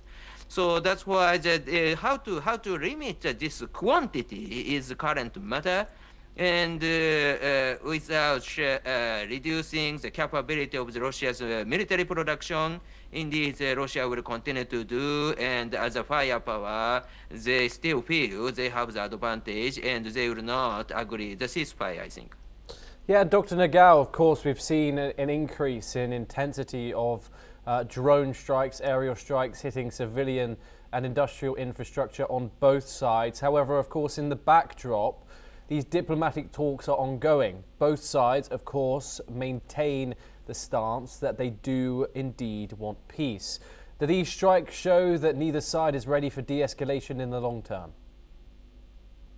Of course, the lack of the capability indicates agreed to ceasefire, but the lack of the capability we cannot see because of this such kind of the military production. So that's why this is a matter. So every day they can use 100, 200. Yes, it is true. The Ukrainian people, even if the 100, 200, still they will resist, I think, because destroying the heater. But still, they prepare the more personal battery to operate this heater. So they try to survive even in the tough situation. So this means that their morale is relatively high, still strong resistance Russia should expect. So that's why indeed 100, 200 is quite a big number, but at the same time still this is not enough to persuade Ukraine to surrender. So, but anyway, Russian side can use such kind of number every day. Means that Russian people, especially President Putin, feel still Russia can fight. Then this situation creates a mood they do not need to agree the ceasefire. Something like that is unfortunately true, I think. And Dr. Nagao, of course, there's going to be a meeting this weekend between Ukrainian President Volodymyr Zelensky and US. We know that Steve Witkoff and Jared Kushner are going to be present, and also European representatives, all in Berlin, to discuss what they're calling the fundamentals of peace. Zelensky has said that Ukraine needed a dignified peace, and that and a guarantee that Russia, which of course invaded Zelensky's country in 2022, would not attack again. What are the major sticking points here coming into these negotiations from the Ukrainian side, the European side, and the United States in Berlin this weekend? In case of the ceasefire, both sides believe they can declare the victory in this battle. That's why they will agree. So in this case, two issues matter, and one is the territory, another one is securing Ukraine. So that's why in case of the territory, the U.S. tried to persuade Ukraine to consider a little more, and Russia, because of without this, Russia cannot say they win the war. But at the same time, Ukraine need to say that they also need to say the victory. So that's why the securing Ukraine is a matter. So how to secure after the ceasefire, that is a matter. So U.S. promised Ukraine the U.S. will protect Ukraine. But a little bit ambiguity if Ukraine feel Ukraine cannot agree. So that's why these negotiations, the territory and the securing Ukraine, these are two issues, and Russia will get the territory. Instead of this, Ukraine can get the security. That kind of deal is needed. So in Berlin, maybe which one is a critical point, they are talking detail of these two. That will happen, I think. Yes, Dr. Satoru Nagao, thank you very much for joining us here on NewsX World. It's a pleasure to have you on the programme. We now move on over to the United States for our next story. And US President Donald Trump has acknowledged that it will be difficult for Republicans to retain control of both chambers of Congress in the 2026 midterm elections. According to reports, Trump said that while his party should win, history and statistics make holding power in midterm contests a tough challenge. The elections, scheduled for November the 3rd, will see all 435 seats in the House of Representatives and 1/3 of the Senate up for grabs. Republicans currently control both chambers, though the ruling party has traditionally struggled in midterm contests. Trump pointed to what he described as multi-billion-dollar investments and strong economic performances, saying new projects in manufacturing and artificial intelligence are underway. However, he admitted it remains unclear when voters will feel the full impact. Despite steady economic growth, rising fuel prices, uneven job gains and voter concerns about daily costs have weighed on public confidence, making the economy a central issue heading into the midterms. Joining us now is Dr. Ajay Jua. He's a former Secretary of Commerce and senior economist. He joins us live from New Delhi. Dr. Jua, thank you very much for joining us. Of course, Donald Trump's staple economic policy, tariffs. Of course, that hasn't gone down amazing with the American public when it was initially announced. Of course, stock markets crashed across the world due to the fact. However, when Donald Trump starts making these trade deals, some people decide to think that maybe he's done the right thing. Maybe America has, in fact, finally designed something to break its reciprocal ranks. However, under Donald Trump, the likes of groceries, the likes of fuel and other commodities that are simply on the shelf have been, in fact, increasing, whether it be single digits or double digits. How important is this to the American electorate, particularly as we saw Biden, his main staple disaster in that campaign that Donald Trump kept going back to was inflation. How do you expect Donald Trump to do with his current economic policy due to the fact that that is the leading cause of concern for Americans? Thank you very much, Mr. Thomas. I think it's $1 million question, which you are $1 billion now. I think million is too small a currency now. Of what could happen to the U.S. economy with all the measures which have been initiated by President Trump ever since he came in on January 20th earlier this year. So far, the results have, I would have called them mixed, but I'm not even willing to concede that fact. I think in the very first year, it's been more of adverse impact rather than positive impact, other than on the revenue of the US Treasury, where there is probably more money coming in from the levies which he's imposed on the imports into the US. But who are the voters? The voters are the general public of the United States, the eligible ones, the 18 and above. But are they better off with what has happened in the US?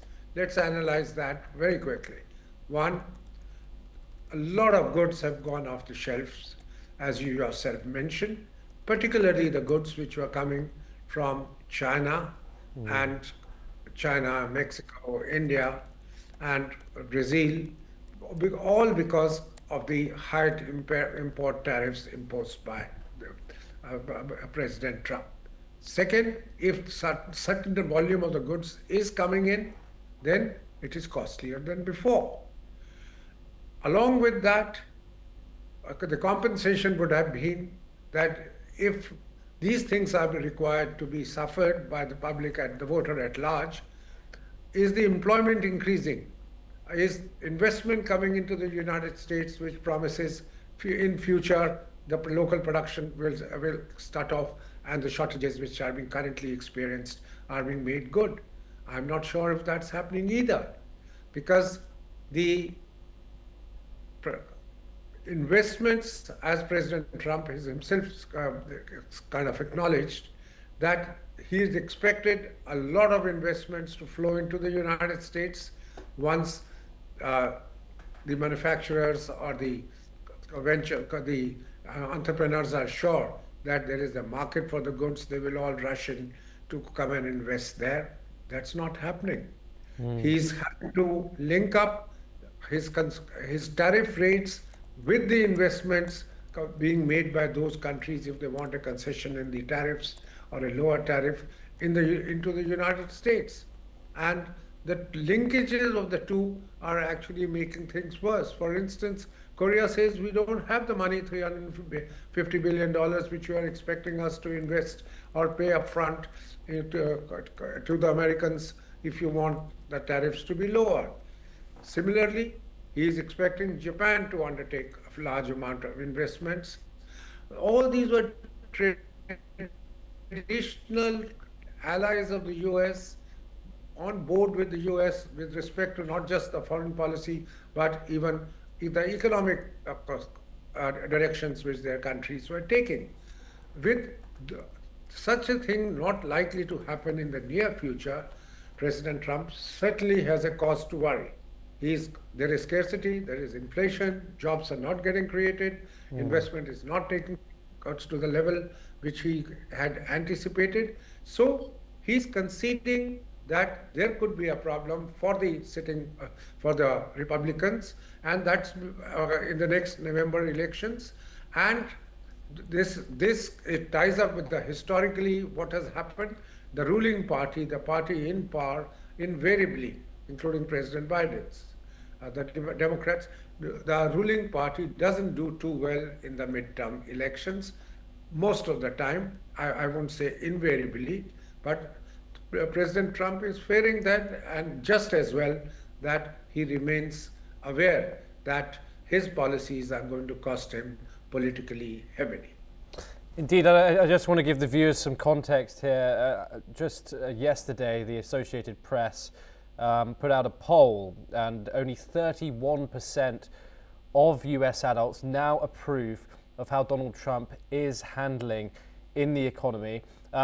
Talking about overall consumer prices, Dr. Dewar, compared to 2019, which is what Donald Trump promised to take goods down to, it's around plus 20 to 22%, with food and home groceries comparing 25% to 28% plus back to those pre-pandemic levels. Meat is up 30%, dairy and eggs are up 25 to 40%, which is quite volatile. So does that show that as many investment deals that Donald Trump can put in front of the camera, the amount of billions that are invested in AI in the United States, the fact of the matter is that Americans, working Americans, are probably feeling this pretty hard. Yes, indeed. The fact of the matter is promises of investment must start yielding results. If investments are being made in AI in a large manner, as President Trump and his cohorts keep repeating, who are the people getting the jobs? It's not the Americans as yet, because they're not skilled enough. They are not digitally not equipped to the extent required to be taking the AI revolution or the AI transformation at a pace which is required. The jobs are still being held by people who are probably already in the US. It might be Chinese, it might be Indians, it might be immigrants from elsewhere in the world. But the fact of the matter is they are better equipped, their availability is large and at probably more reasonable wage levels than the Americans themselves. So unless the things go in parallel, the benefit would not go to the Americans, even of the investments when they start yielding results. So if along with that, President Trump starts checking the professionals' influx into the US, make it tough for those who are already there but coming up for renewal. If those kind of restrictions get imposed, I think he's compounding the adverse effect which has already become visible. Dr. Ajay Dewar, thank you very much for joining us here in the NewsX World. Pleasure to talk to you. We now move over to the United Kingdom next, and TV presenter Jeremy Clarkson has banned all MPs from the ruling Labour Party from visiting his pub, which is located in the Cotswolds region of south-central England. By banning all Labour Party MPs, he has joined a nationwide campaign called No to Labour MPs, recently launched by the owners of drinking establishments to express their disappointment over the increase in taxes. Sharing a brief post on X, Clarkson has said that MP Marcus Campbell Savers will be the only exception to his new pub rule, which is an interesting thing to note because Marcus was expelled from the Labour Party just last week after he voted against the government's budget. Now we move over to Southeast Asia, and renewed border clashes between Cambodia and Thailand have entered a second week, despite US President Donald Trump claiming a truce had been agreed. Thai officials, however, denied any ceasefire, saying clashes continued into Sunday. The fighting stems from a long-standing colonial-era border dispute along the 800-kilometre frontier and has forced around 800,000 people from their homes. At least 25 people have been killed, including 14 Thai soldiers and 11 Cambodian civilians. Both sides accuse each other of instigating attacks and targeting the civilians from the other side. Thai authorities reported Cambodian shelling overnight, while Cambodia said Thailand continued firing mortars and bombs into border areas. Local residents remain anxious for the violence to stop, fearing for their homes, livestock and safety as the conflict shows no sign of abating. Now we move on, and the Israeli military has confirmed that its forces killed a senior Hamas militant in a strike in the Gaza Strip. According to a joint statement by Israel Defense Forces and the Shin Bet Security Agency, the strikes targeted Ra'ad Sahad, who was the head of the weapons production headquarters in Hamas's military wing. The Israeli military claims Saad was directly responsible for violations of the ceasefire agreement by Hamas in recent months, accusing him of leading the continued production of weapons during the ceasefire.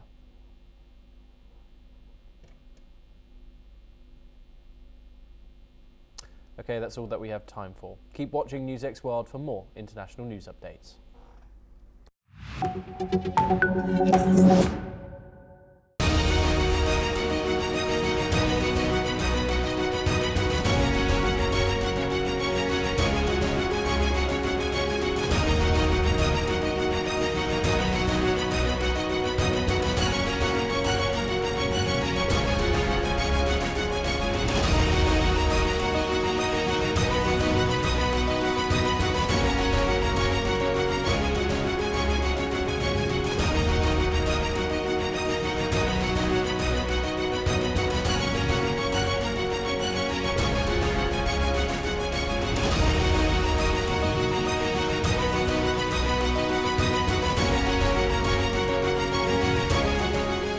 In the midst of this, life persists.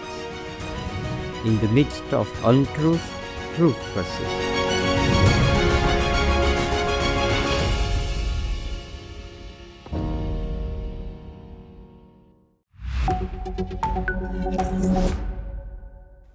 Hello and welcome, I'm Thomas Porteous and you're watching the World Report on NewsX World. Let's take a look at some of the top headlines of the hour. 2 people are killed and 8 others critically wounded in a shooting at Brown University, according to local officials. Authorities say the gunman remains at large as the investigation continues. 2 US soldiers and a civilian interpreter are killed in Syria after a suspected Islamic State attack on a convoy, US officials have said. The US military says 3 other American troops are wounded and the attacker is shot dead. UN Secretary-General Antonio Guterres condemns a horrific drone attack on Bangladeshi peacekeepers in Sudan that kills 6 and wounds 6 others. Guterres warns that such attacks may constitute war crimes and says those responsible must be held accountable. EU Commission President Ursula von der Leyen welcomes the release of Belarusian opposition figures and political prisoners by authorities in Minsk. She says the move should strengthen efforts to free all remaining detainees and keep pressure on Belarus over human rights. Ukrainian President Volodymyr Zelensky says he will meet US and European representatives in Berlin to discuss the fundamentals of peace. He says Ukraine needs a dignified peace and guarantees that Russia will not attack again as Germany hosts ceasefire talks ahead of a leaders' summit. Police clash with youths for a second night in Tunisia's city of Karaoun after a man dies following a police chase, according to his family. The unrest comes as tensions rise ahead of the anniversary of the 2011 revolution and calls for a nationwide strike. Thailand's caretaker Prime Minister says there is no ceasefire with Cambodia and the military will continue operations along the disputed border.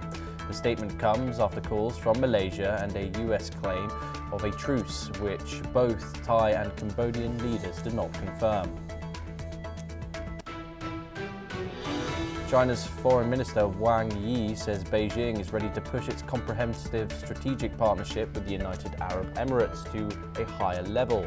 Wang cites aligned development goals and strong economic complementary with talks with the UAE's Foreign Minister.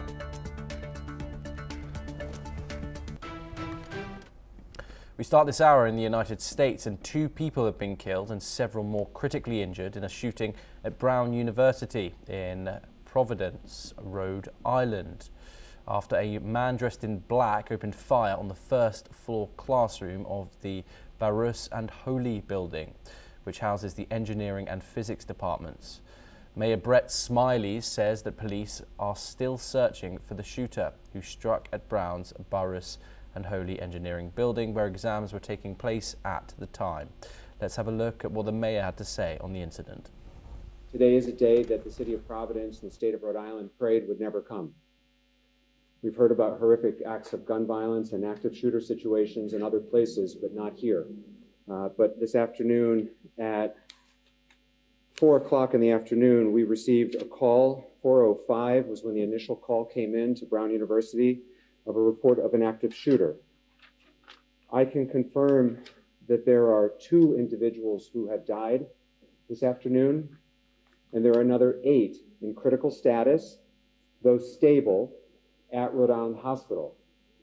Those are the only injuries or casualties that we know at this time. Additionally, we do not have a shooter in custody at this time. There is a shelter in place in effect for the greater Brown University area. If you live on or near Brown's campus, we are encouraging you to stay home and stay inside.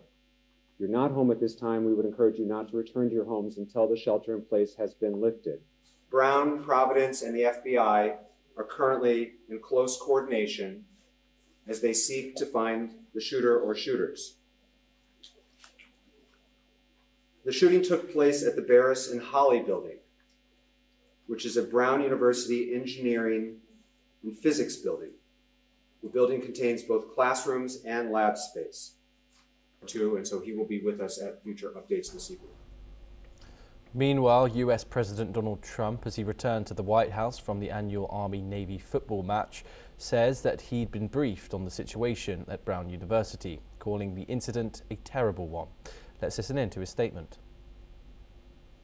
I've been fully briefed on the Brown University situation, what a terrible thing it is.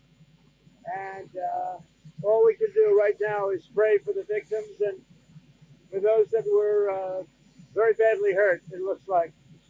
And we'll inform you later as to what's happening, but it's a shame. It's a shame. Just pray. Thank you very much.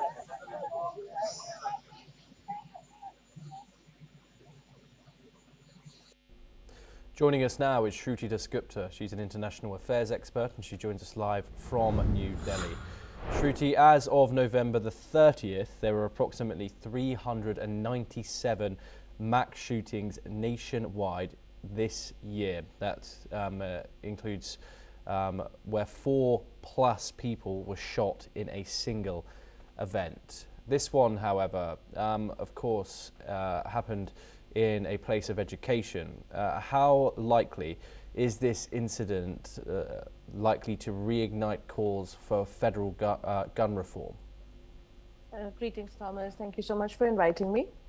What I understand is that data shows that unfortunately, despite 300 plus events, almost, if we include this one, 400 events of mass shootings and injury or death caused by it, that is still a 20-year low for USA. That means it peaked at around, I think, 22, 23 post-pandemic, where the mental state of a lot of people was not very balanced. And now it's coming down to what they call regression to mean, as in what is the average that they can expect. It is down from last year's also. Last year, I believe it was, I think, 600 odd events. Please do correct me if I'm wrong in these stats. What is alarming is also that it doesn't just occur in one particular state or ideology based in terms of red or blue states. It is equally balanced. So this basically shows that there is a large illegal arms trafficking network. There is a large psychological problems related issues that USA needs to address before people start calling out for its removal of the Second Amendment, that is the right to bear arms. And although there are, in Rhode Island particularly, they have a lot of measures in place like gun licensing, concealed weapon licensing, a blue card where it is somebody gives an exam whether you're actually fit to carry an arm with you or also or not. But there is none, as we've discussed before, where the psychological mindset of the gun holder is addressed. So, and December being the holiday month where unfortunately all the loonies come out of their bins, tends to be slightly more violent, not just in America, but in a lot of places. So this is what we are seeing. People will now again stand up and say arms should be banned, and there'll be another lobby that will say that arms shouldn't be banned. They are what is protecting us against the people who are carrying illegal arms. So it's a conversation which asks USA to understand that bearing arms is not the problem. The problem is the people who are bearing arms and how and what they use it for. Of course, Shruti, the United States remains the most powerful country in the world, but by a huge margin, they consistently top the list of mass shootings year on year. From an international lens, how damaging are these repeated mass shootings to America's soft power and moral authority? Well, USA's moral authority has been put on the block for many other reasons, just beyond these mass shootings. The shooting itself does portray to the international audience that USA is a very violent place. People are easily triggered, and the rights are not that very well protected of other people, as in the people who are not bearing arms. It also puts a sense of fear in outsiders because the trigger level is so high, you may never know who is going to end up shooting who. These are not gang violences that are happening. What we're talking about is school violences, in this particular case, a university violence. So people feel a little bit of apprehension while trying to understand why USA behaves the way it does.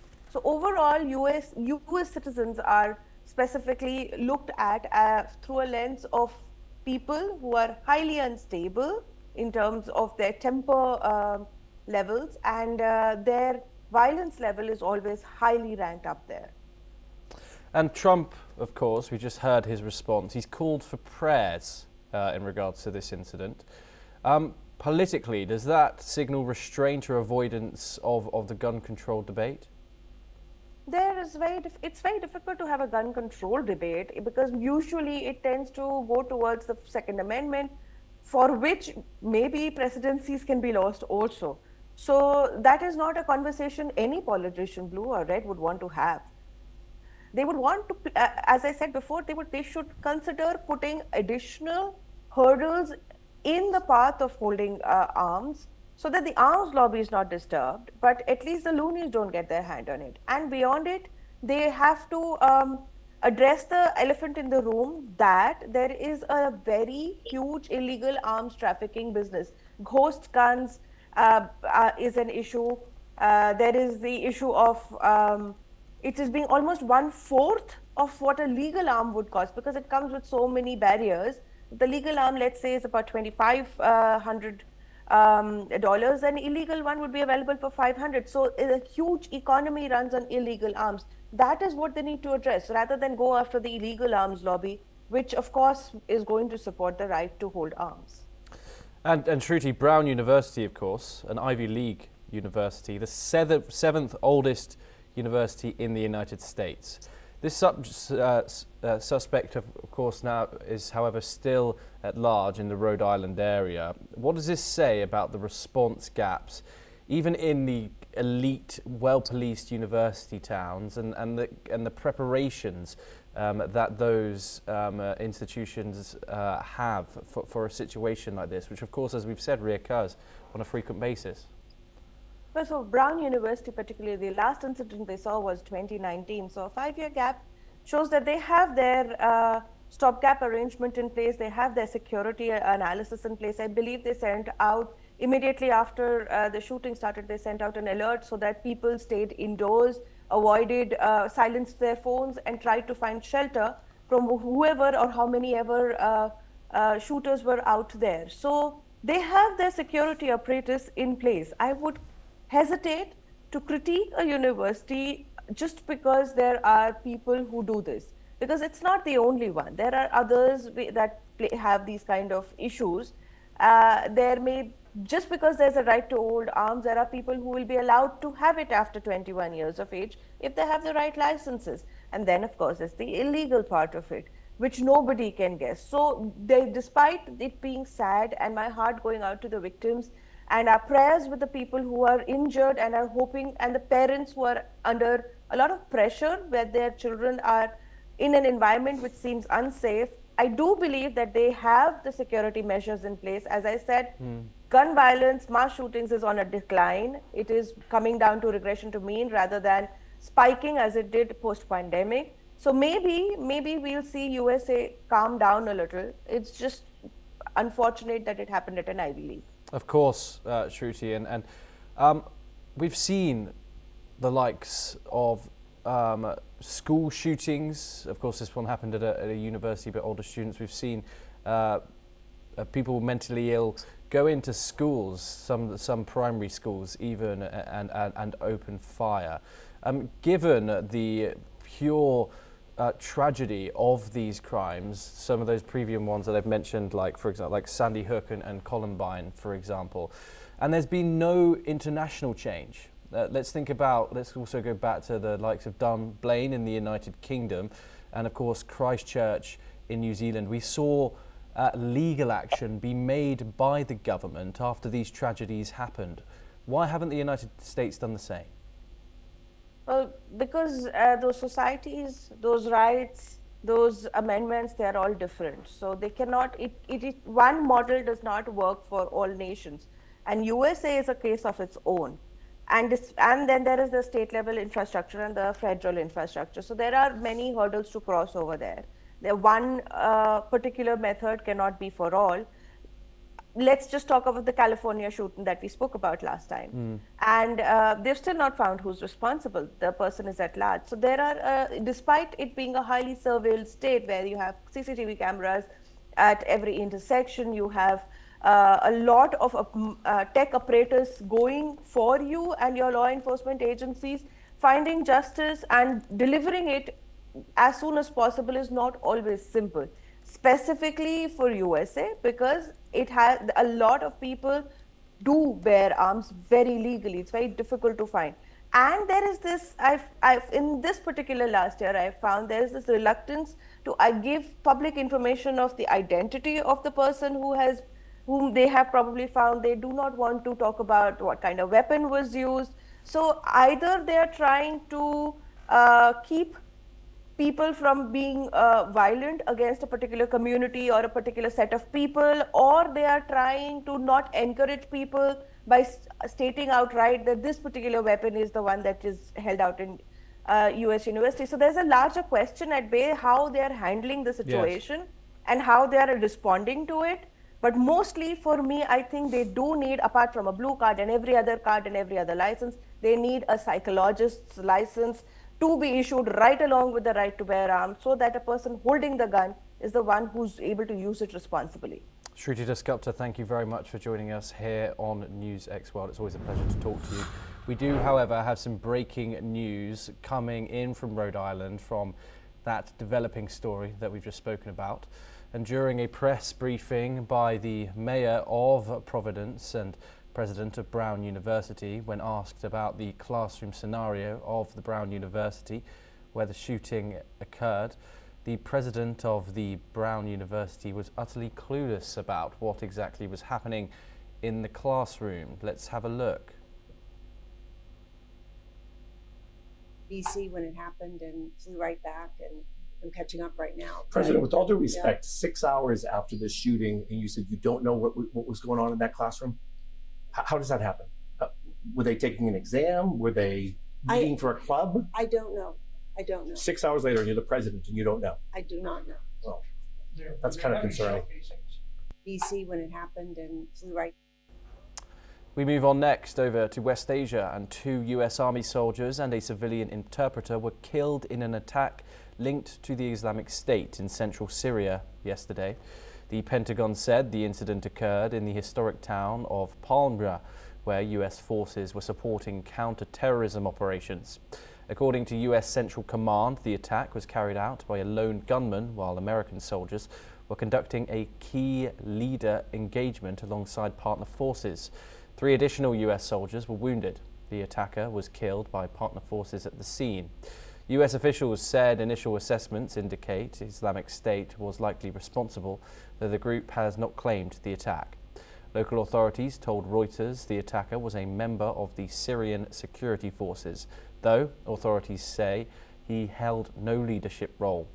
President Donald Trump condemned the attack, while the US military said the names of the fallen soldiers will be released after next of kin notifications are completed. Let's take a listen in. So we mourn the loss of 3 great patriots in Syria.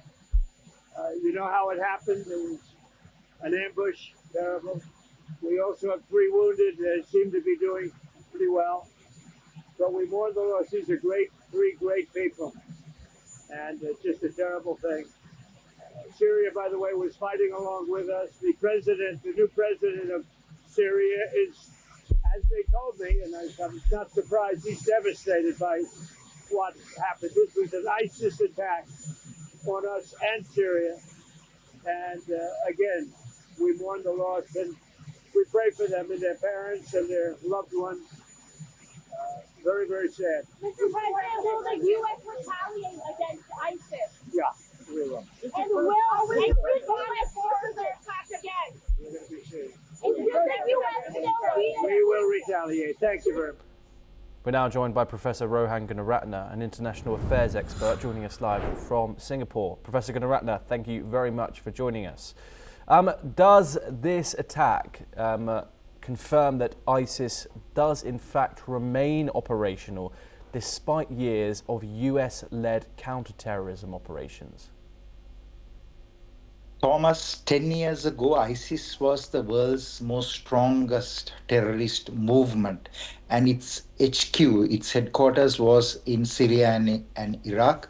ISIS still has remnants in Syria and Iraq, and this particular ISIS attack where Americans were killed was a direct result of the survival and attempts to revive in Syria and Iraq.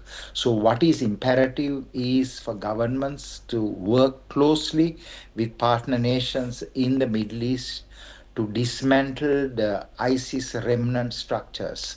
Unfortunately, ISIS has spread to Asia, ISIS has spread to Africa, but still in the heartland where ISIS emerged, there are still cells, networks, and individuals that needs to be targeted and eliminated. So I believe that this is a persistent threat, but it is a threat that governments, by working together, can dismantle so that security can be restored. Yes, and Trump and the Secretary of Defense, Pete Hegseth, have both vowed retaliation against the attackers. What form is that most likely to take? Targeted strikes, expanded operations, or something else? US has been training the Syrian security forces to be better equipped and better trained so that they can do that targeting. But US itself conducted the airstrike.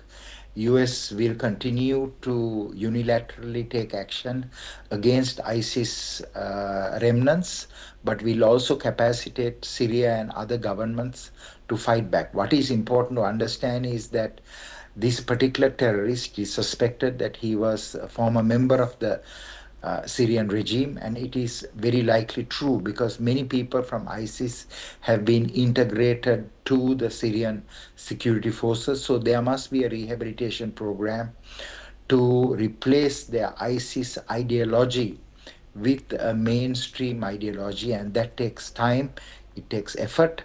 But I only hope that the Syrian government will change the jihadist ideology of the members of the Syrian security forces that previously served with Hayat Tahrir al-Sham and with ISIS.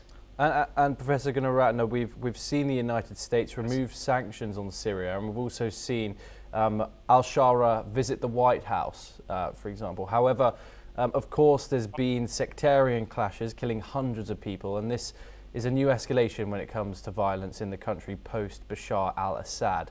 How do you think the United States is now looking at this alliance? You are very correct, Thomas. What we have seen is that the Shiites or the Alawites, the Druze, the Christians and Kurds are under threat, and thousands have been killed since Ahmad al-Shara became the de facto president of Syria. But this is because the ideology of Ahmad al-Shara needs to transform, and he needs to become a secular leader, not espouse religious extremism. He should totally dismantle the idea of having a Sharia law and make sure that it becomes a peaceful nation by bringing religious exclusivism and extremism.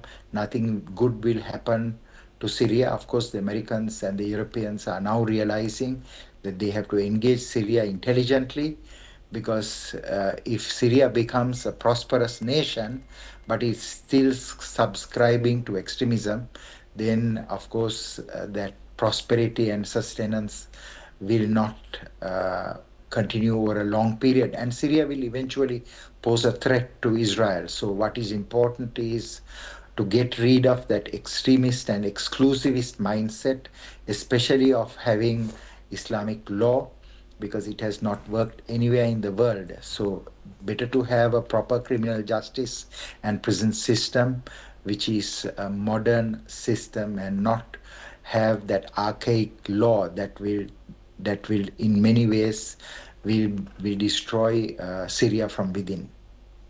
Yes. Professor Gunaratne, do stay with us as we move over to Europe for our next story.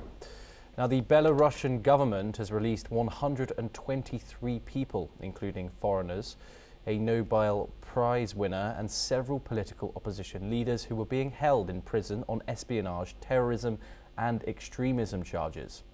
Belarusian government officials say that the release is part of agreements reached with US President Donald Trump and involves the United States lifting sanctions on the Belarusian potash industry.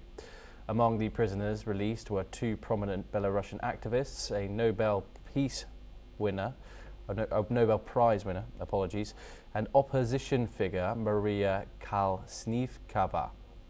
According to the Ukrainian authorities, of the detainees, 114 were transferred to Ukraine, while the remaining 9, including Bialatsky, were transferred to Lithuania. Professor Gunaratne, of course, these sanctions were placed on Belarus for several reasons. Rigged elections in 2020 and a brutal repression following that, which was committed by the current leader, who this deal was agreed with, Alexander Lukashenko. Weaponizing migrants against Europe in 2021, where the Belarusian authorities flew migrants from the Middle East and Africa and pushed them towards Lithuania, Poland and Africa, where the EU called it hybrid warfare, and also, of course, enabling Russia's war in Ukraine, where Belarus allowed Russian troops, missiles and aircraft to use its territory to invade Ukraine. The United States, of course, seemingly warmer towards Moscow. However, this is a huge development coming out of the east of Europe. Do you think that lifting sanctions like this in exchange for prisoner releases does set a dangerous precedent?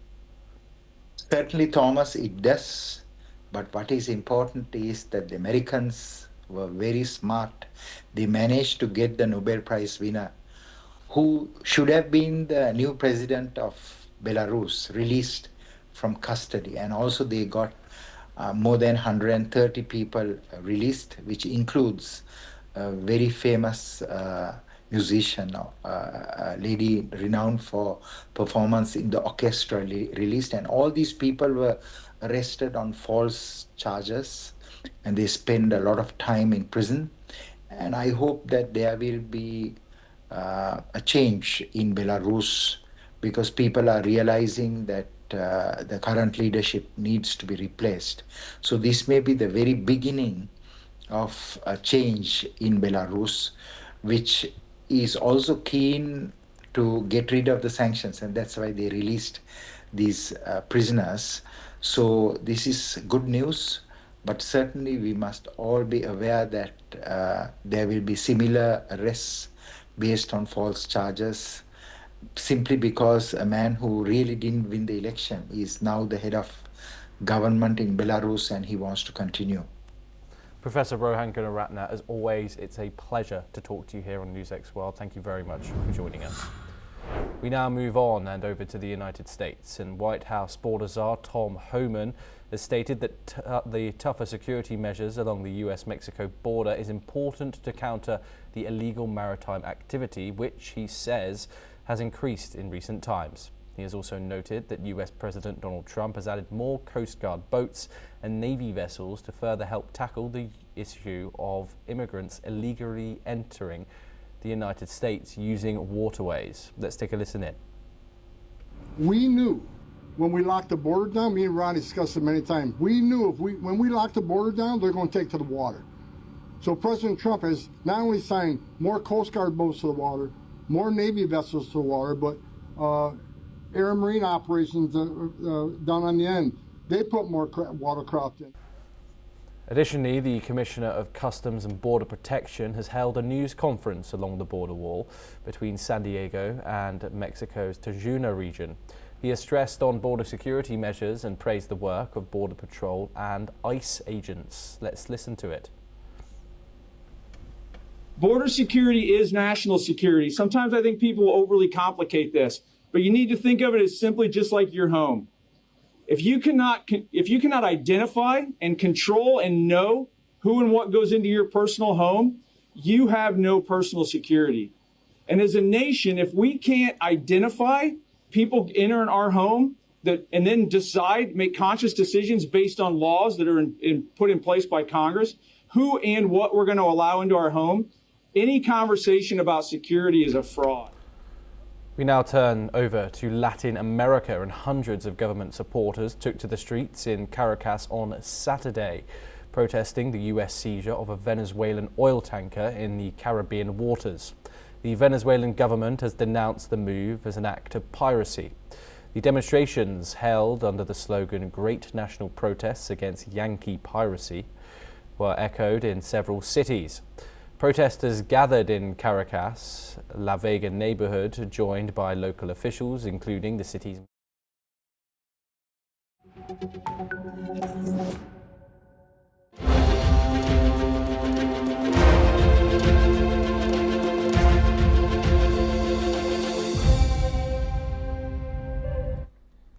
Hello and welcome, I'm Thomas Porteous and you're watching the Africa Brief on NewsX World. Let's take a look at some of the top stories of the hour.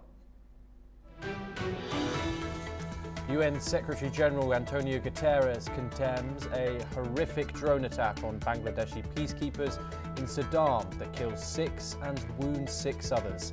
He warns that attacks on UN peacekeepers may constitute war crimes and says those responsible must be held accountable.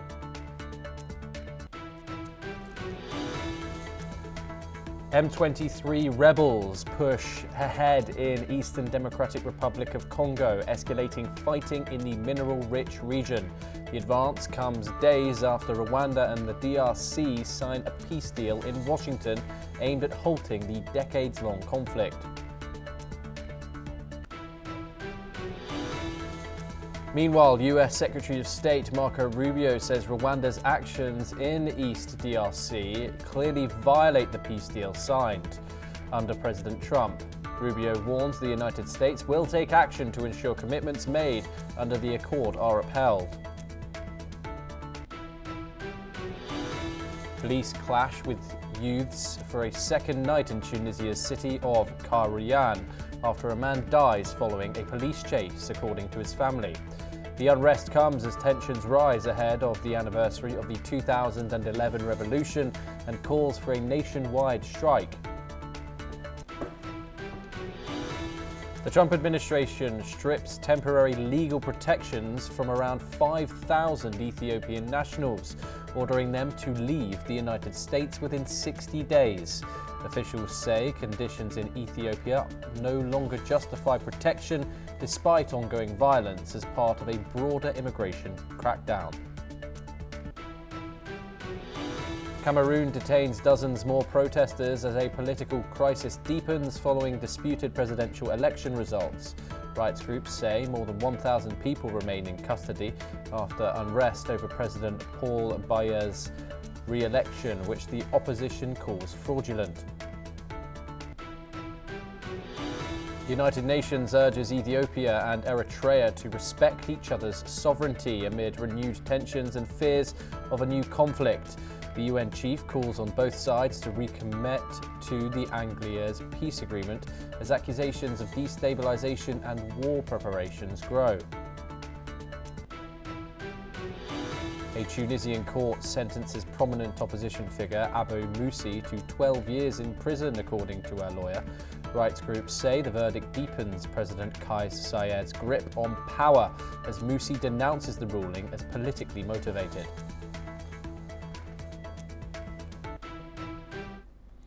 We start this hour in the Democratic Republic of Congo, and the Rwandan-backed M23 rebel group pushed on its offensive in the east of the country yesterday, seizing the key frontier city of Uvira and the administrative centre of Kipapu. The capture of Uvira allows the group to control the land border with Burundi, cutting off military support for the DRC government. The United States condemned Rwanda for backing the M23, accusing it of violating a US-brokered peace deal signed last week in Washington. Secretary of State Marco Rubio warned that the US would take action to uphold the agreement. The offensive has displaced more than 200,000 people and involved clashes with local militias and retreating Burundian groups.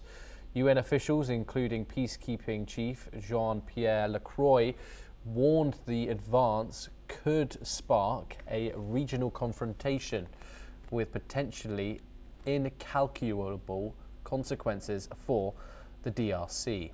Meanwhile, Rwanda denies direct military involvement but faces accusations of providing troops, training and heavy weaponry to the M23, further escalating tensions in the mineral-rich DRC.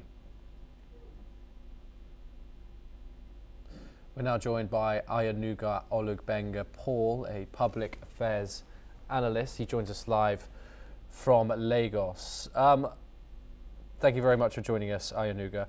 The significance of the developments over the last 24 hours are huge in this crisis. Now the M23 rebels hold Uvira, which borders Burundi.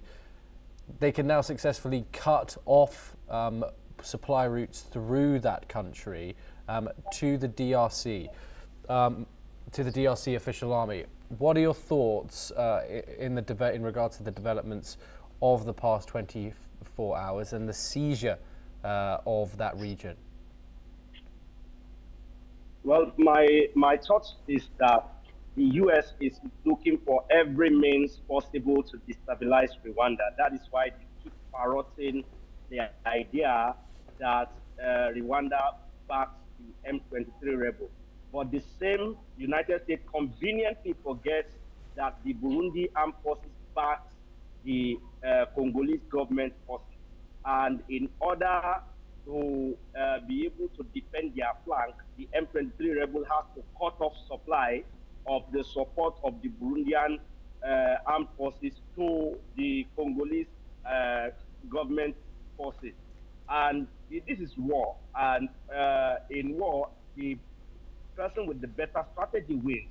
But pinning all the accusation on Rwanda and parroting it all the time makes me feel that there is a sinister agenda from the US to pin this war on Rwanda, use it as an excuse, just like they did with Libya, to go there and destabilize it. Because Rwanda is a beacon of hope of what Africa could become if we have proper leadership. Since Paul Kagame came to office in 1994, we have seen Rwanda transform from a war-torn country into a country that is moving in leaps and bounds in technological development, in governance, and every other good thing that you can think of. And this was the same way Libya was very prosperous, peaceful, until they started accusing Muammar Gaddafi then of human rights violation, of so many atrocities that were never substantiated after all at the end of the day, to use the excuse in entering into Libya back then, and the destabilization that they wrought on Libya is still causing problems across the Sahel region of the entire Africa, from West Africa to even the Central Africa region, because Libya was destabilized. Yes. And they are trying to do, for me, that's my theory, that they are trying to do the same thing with Rwanda. That's why they keep pinning and keep happening on I hope you Rwandan. apologies, I was just interrupting you for just a second. Of course, Rwanda has repeatedly denied backing these M23 rebels. How credible are those denials at this stage in this conflict? How credible is the U.S. assertion that Rwanda is the one backing them? U.S. has been known as a country that lies through its teeth. They've told us that there were weapons of mass destruction in Iraq in 2003. Till today, have we found one single weapon of mass destruction in Iraq? They've told us several lies over the past decades and century to do things across different continents, from the war in Vietnam to even the Contra war in 87 in the Caribbean and South America. They've told us things that we found out later that it was a different interest that the U.S. government is trying to protect. So if you are asking me how credible is Rwanda's denial, I am asking you back, how credible is the U.S. assertion that Rwanda is backing the M23 rebels? I just have to say, Ayanuga, before we move on, that the United Nations Security Council has formally noted Rwanda's support for the M23 offensive in Resolution 227, and it called on Kigali to stop backing these rebels and pull out of the DRC.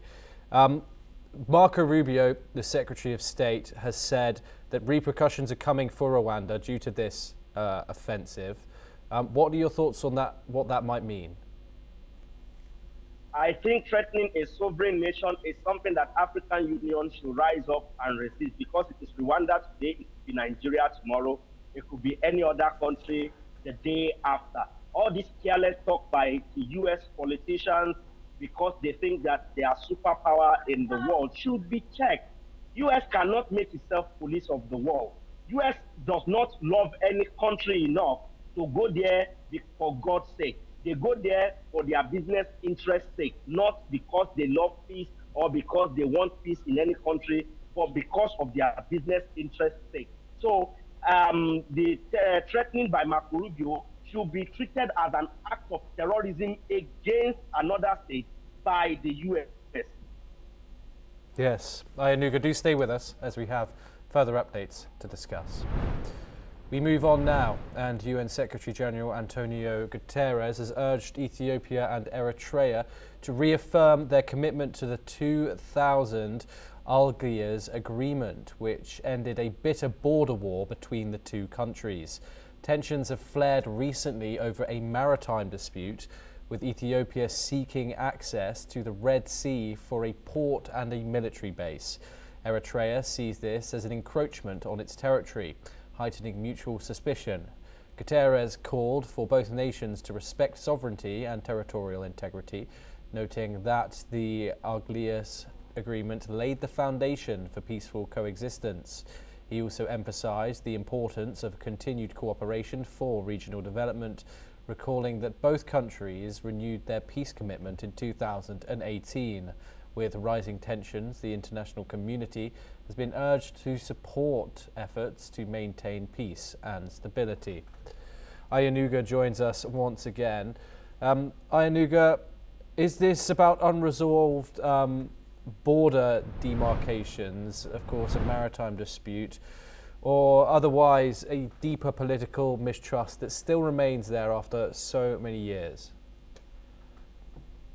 Of course, the political mistrust in between Rwanda and Ethiopia can never be done away with. Just like saying Israel should trust Palestinian 100%, or the Palestine government should trust. The Palestine government should trust Israel 100%. No matter how many years of peace, if possible, they are able to enjoy after this recent space of conflict, there will still be no trust among them. The same thing with North Korea and South Korea. So any move made by the Ethiopians, the Eritreans have the right to look at it with suspicion. And it is the Ethiopian that needs to douse the tension by showing altruism. They are the one who needs a place that falls within the border of Eritrea for their military base. And of course, we have had countries, put military bases, in Djibouti and the Horn of Africa. You see many countries from US to UK to France to China, they all have various forms of military bases in that country, even though they are territorially far away from their own country. But they were able to achieve that through negotiation. So it is Ethiopia's duty to show altruism by making Eritrea safe. But you see, with the conflict from 98 to 2000, that led to the death of about 70 to 80,000 people after the independence or the secession of Eritrea from Ethiopia in 1993.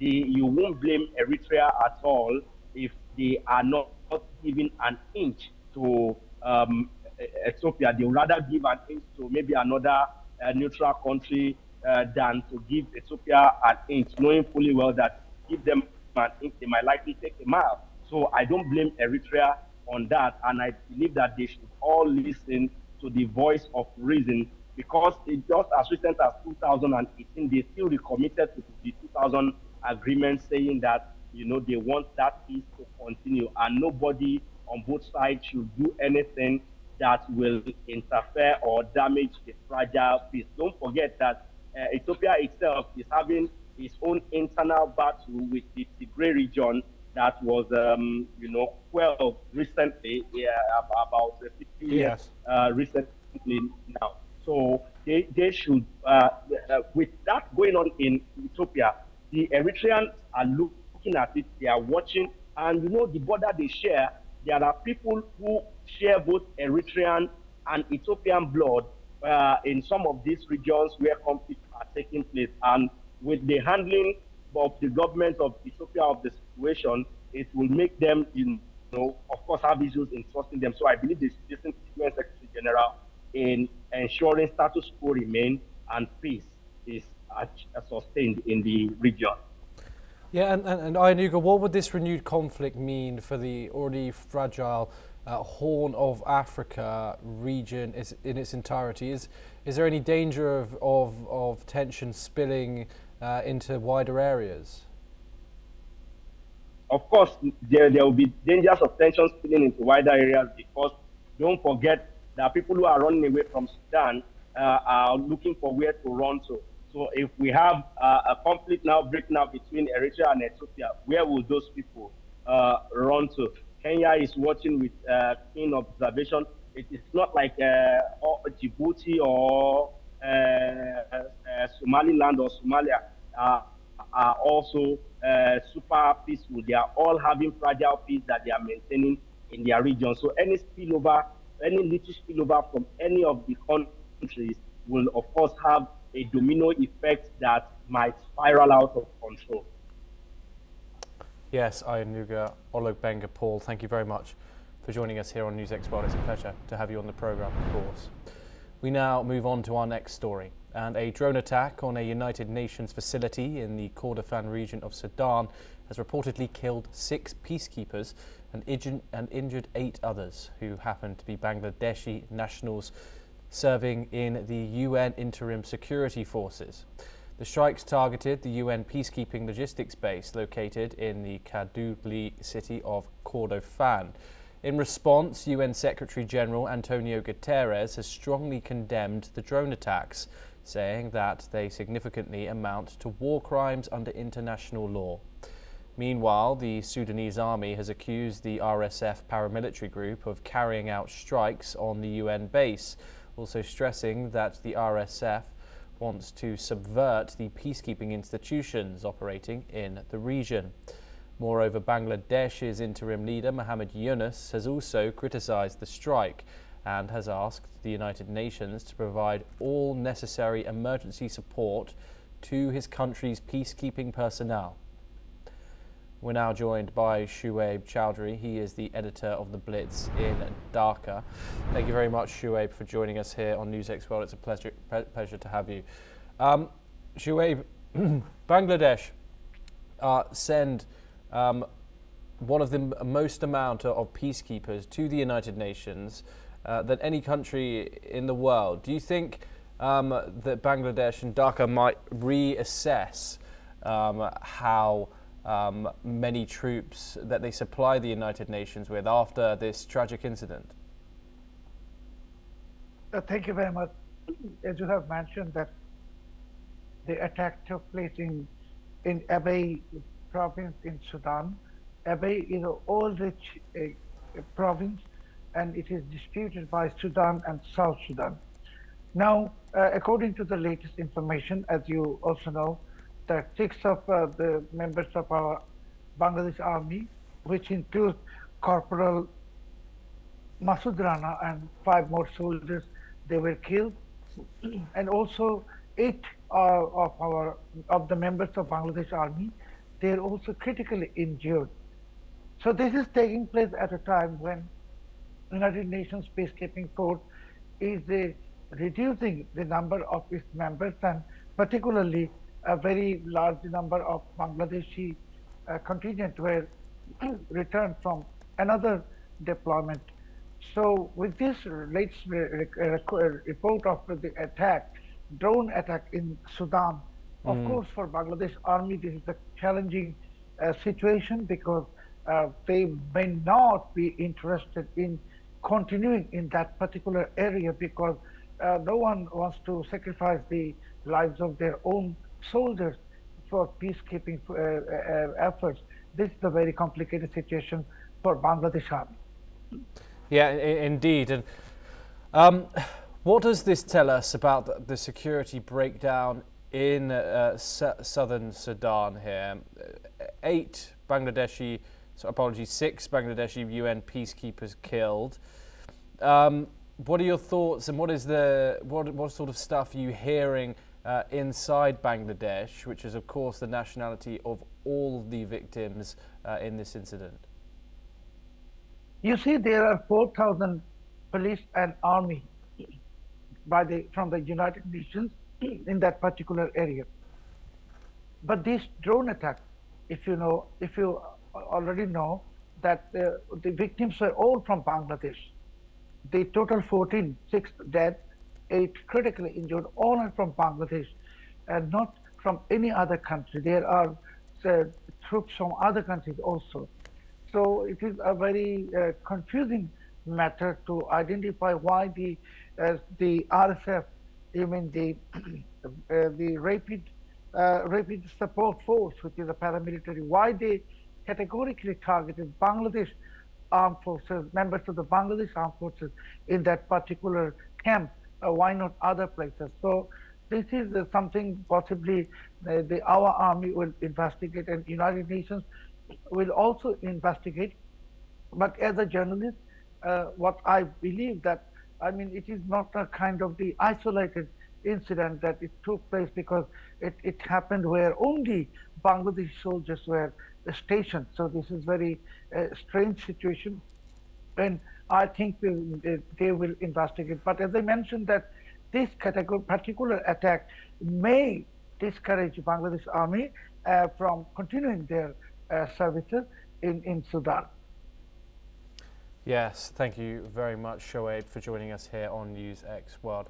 Pleasure to have you, and thank you very much for taking the time. We now move on and over to Tunisia, and clashes have erupted for a second night between police and youths in the central city of Khartoum after a man died following a police chase, fueling authorities' fears that protests could spread across the country. According to witnesses, demonstrators in Kairouan threw stones, petrol bombs and flares and blocked streets by burning tyres, prompting police to disperse crowds with tear gas. Relatives of the deceased say that they will not remain silent and will spark major protests if those responsible are not held accountable. In a bid to diffuse tensions, Kairouan's governor visited the family and pledged to open an investigation to determine the circumstances of the death and establish accountability.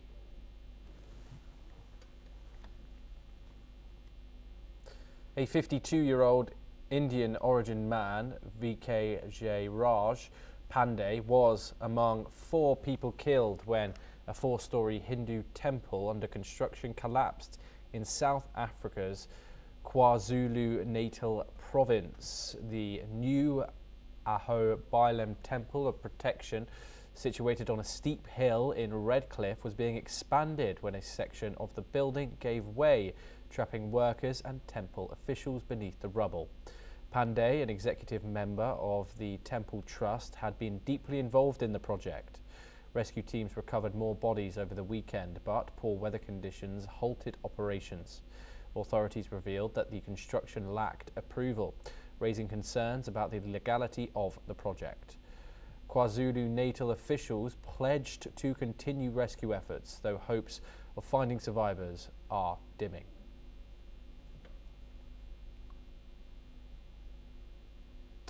And that's a wrap on the Africa Brief today. Keep watching News X World for more international updates.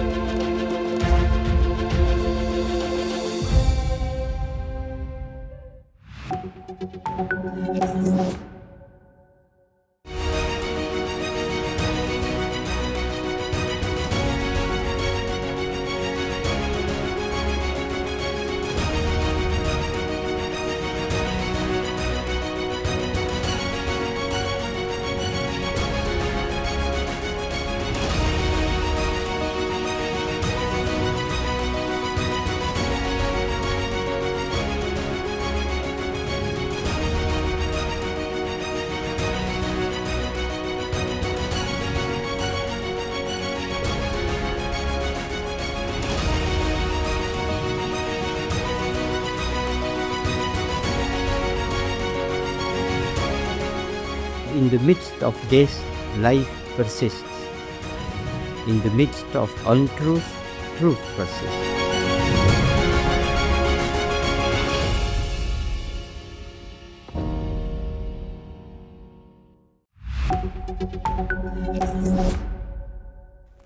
Hello and welcome, I'm Thomas Porteous and you're watching the World Report on News X World. Let's take a look at some of the top headlines of the hour. 2 people are killed and 8 others critically wounded in a shooting at Brown University, according to local officials. Authorities say the gunman remains at large as the investigation continues.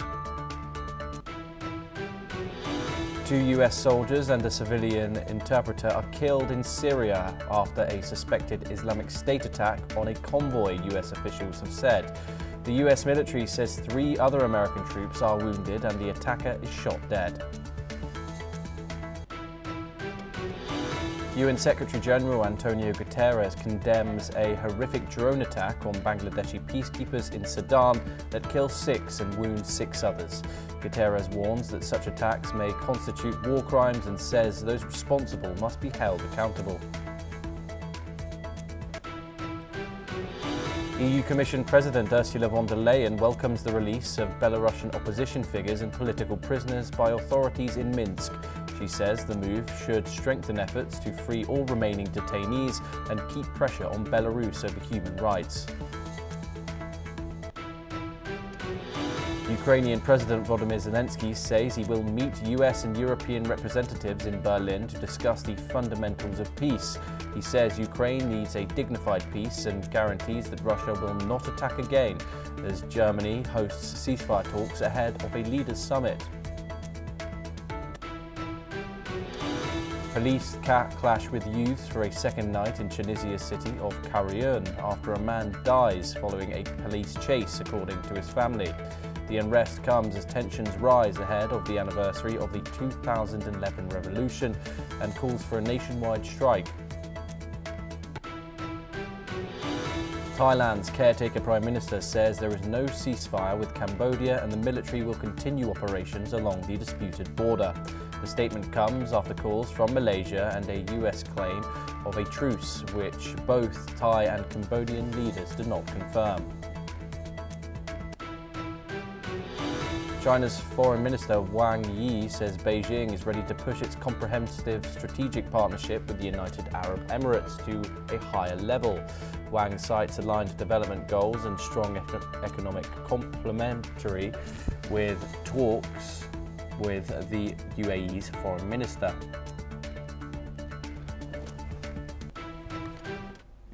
We start this hour in the United States, and 2 people have been killed and several more critically injured in a shooting at Brown University in Providence, Rhode Island, after a man dressed in black opened fire on the first-floor classroom of the Barus and Holy building, which houses the engineering and physics departments. Mayor Brett Smiley says that police are still searching for the shooter who struck at Brown's Barus and Holy Engineering building, where exams were taking place at the time. Let's have a look at what the mayor had to say on the incident. Today is a day that the city of Providence and the state of Rhode Island prayed would never come. We've heard about horrific acts of gun violence and active shooter situations in other places, but not here. But this afternoon at 4 o'clock in the afternoon, we received a call. 4:05 was when the initial call came in to Brown University of a report of an active shooter. I can confirm that there are 2 individuals who have died this afternoon, and there are another 8 in critical status, though stable, at Rhode Island Hospital. Those are the only injuries or casualties that we know at this time. Additionally, we do not have a shooter in custody at this time. There is a shelter in place in effect for the greater Brown University area. If you live on or near Brown's campus, we are encouraging you to stay home and stay inside. If you're not home at this time, we would encourage you not to return to your homes until the shelter in place has been lifted. Brown, Providence, and the FBI are currently in close coordination as they seek to find the shooter or shooters. The shooting took place at the Barris and Holly building, which is a Brown University engineering and physics building. The building contains both classrooms and lab space, too, and so he will be with us at future updates this evening. Meanwhile, US President Donald Trump, as he returned to the White House from the annual Army-Navy football match, says that he'd been briefed on the situation at Brown University, calling the incident a terrible one. Let's listen in to his statement. I've been fully briefed on the Brown University situation, what a terrible thing it is. And all we can do right now is pray for the victims and for those that were very badly hurt, it looks like. and we'll inform you later as to what's happening. But it's a shame. It's a shame. Just pray. Thank you very much.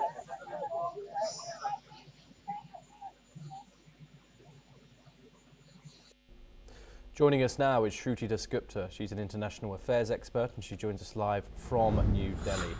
Shruti, as of November the 30th, there were approximately 397 mass shootings nationwide this year. That includes where 4+ people were shot in a single event. This one, however, of course, happened in a place of education. How likely is this incident likely to reignite calls for federal gun reform? Greetings, Thomas. Thank you so much for inviting me. What I understand is that data shows that unfortunately, despite 300+ events, almost, if we include this one, 400 events of mass shootings and injury or death caused by it, that is still a 20-year low for USA. That means it peaked at around, I think, 22, 23 post-pandemic, where the mental state of a lot of people was not very balanced. And now it's coming down to what they call regression to mean, as in what is the average that they can expect. It is down from last year's also. Last year, I believe it was, I think, 600 odd events. Please do correct me if I'm wrong in these stats. What is alarming is also that it doesn't just occur in one particular state or ideology based in terms of red or blue states. It is equally balanced. So this basically shows that what we can do as the Interparliamentary Union to strengthen democracy, to promote human rights, to ensure that humanitarian law is respected. UN Security Council needs a makeover, a comprehensive reforms, and India deserves a position there, a role there.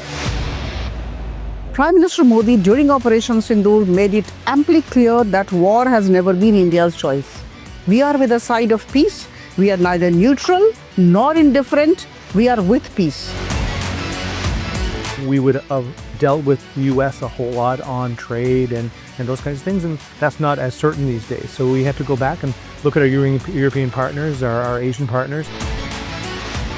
An opportunity to exchange, to have a dialogue, to have a debate on a different perspective on finding the solution of the conflict. First thing that is important to have a common ground, and that we do have with humanitarian laws and human rights, but also to say, okay, what does it mean for us as a country to act on these laws and how can we work together?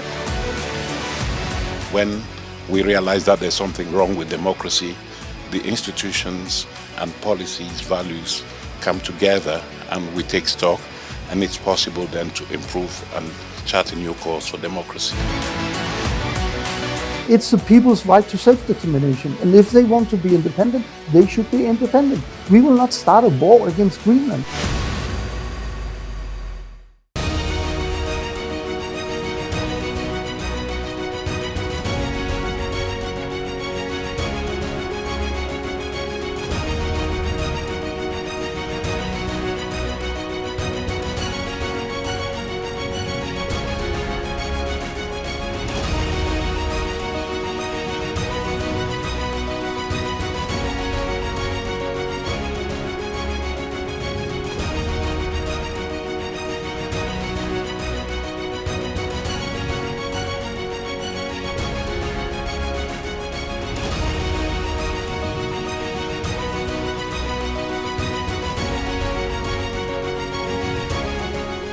In the midst of death, life persists. In the midst of untruth, truth persists.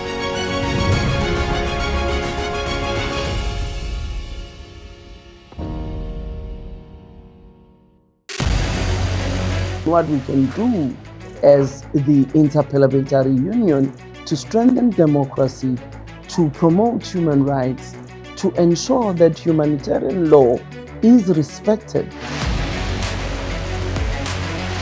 UN Security Council needs a makeover, a comprehensive reform, and India deserves a position there, a role there. Prime Minister Modi during Operation Sindoor made it amply clear that war has never been India's choice. We are with the side of peace. We are neither neutral nor indifferent. We are with peace.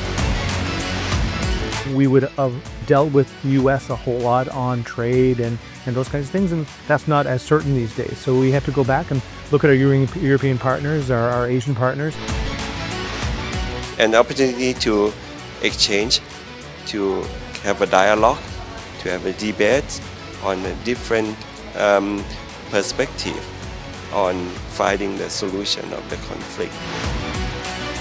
First thing that is important to have a common ground, and that we do have with humanitarian laws and human rights, but also to say, okay, what does it mean for us as a country to act on these laws, and how can we work together?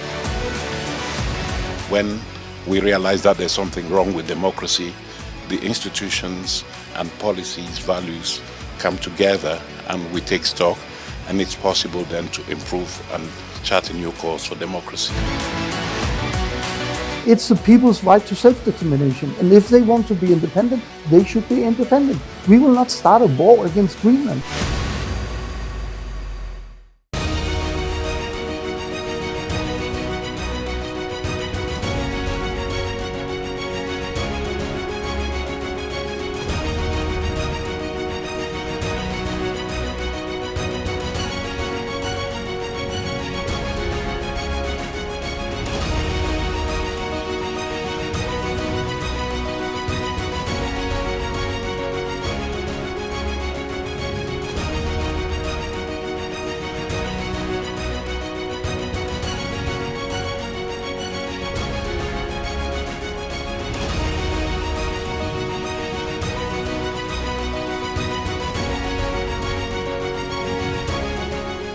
In the midst of this, life persists. In the midst of untruth, truth persists.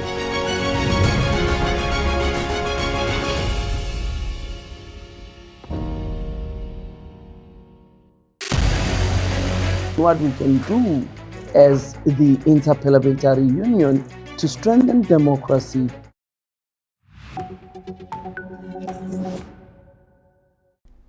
Hello and welcome, I'm Thomas Porteous, and we come to you with some breaking news coming out of Australia. An active police operation is underway at Bondi Beach, Sydney, where an event to mark the first day of Hanukkah was scheduled to take place. The celebration, named Chanukah by the Sea 2025, was organised by Chabad of Bondi, and was to feature live entertainment and activities for all ages near the beach's children's playground. Reports emerged that 2 people are in police custody, with authorities urging the public to avoid the area. New South Wales police are responding to reports of an active shooter, with multiple shots allegedly fired at one of Australia's most iconic beaches. Locals have reported hearing gunshots and seeing large crowds fleeing the beach. While it is unclear if there have been any injuries, police vehicles have been seen flooding the area, particularly around Campbell Parade. The situation remains ongoing, with the police urging everyone to stay clear of the scene.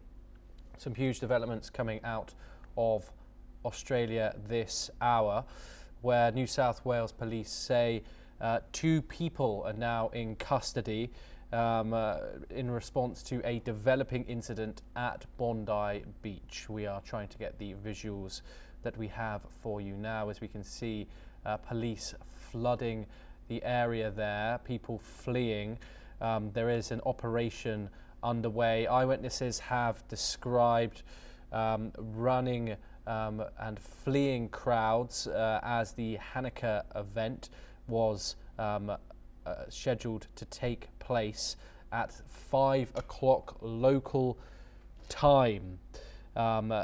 This event, named Chanukah by the Sea 2025, was indeed set to mark the first day of Hanukkah, the 12-day Jewish festival, which takes place every year, which marks 12 days of gift giving in the Indo-Pacific nation.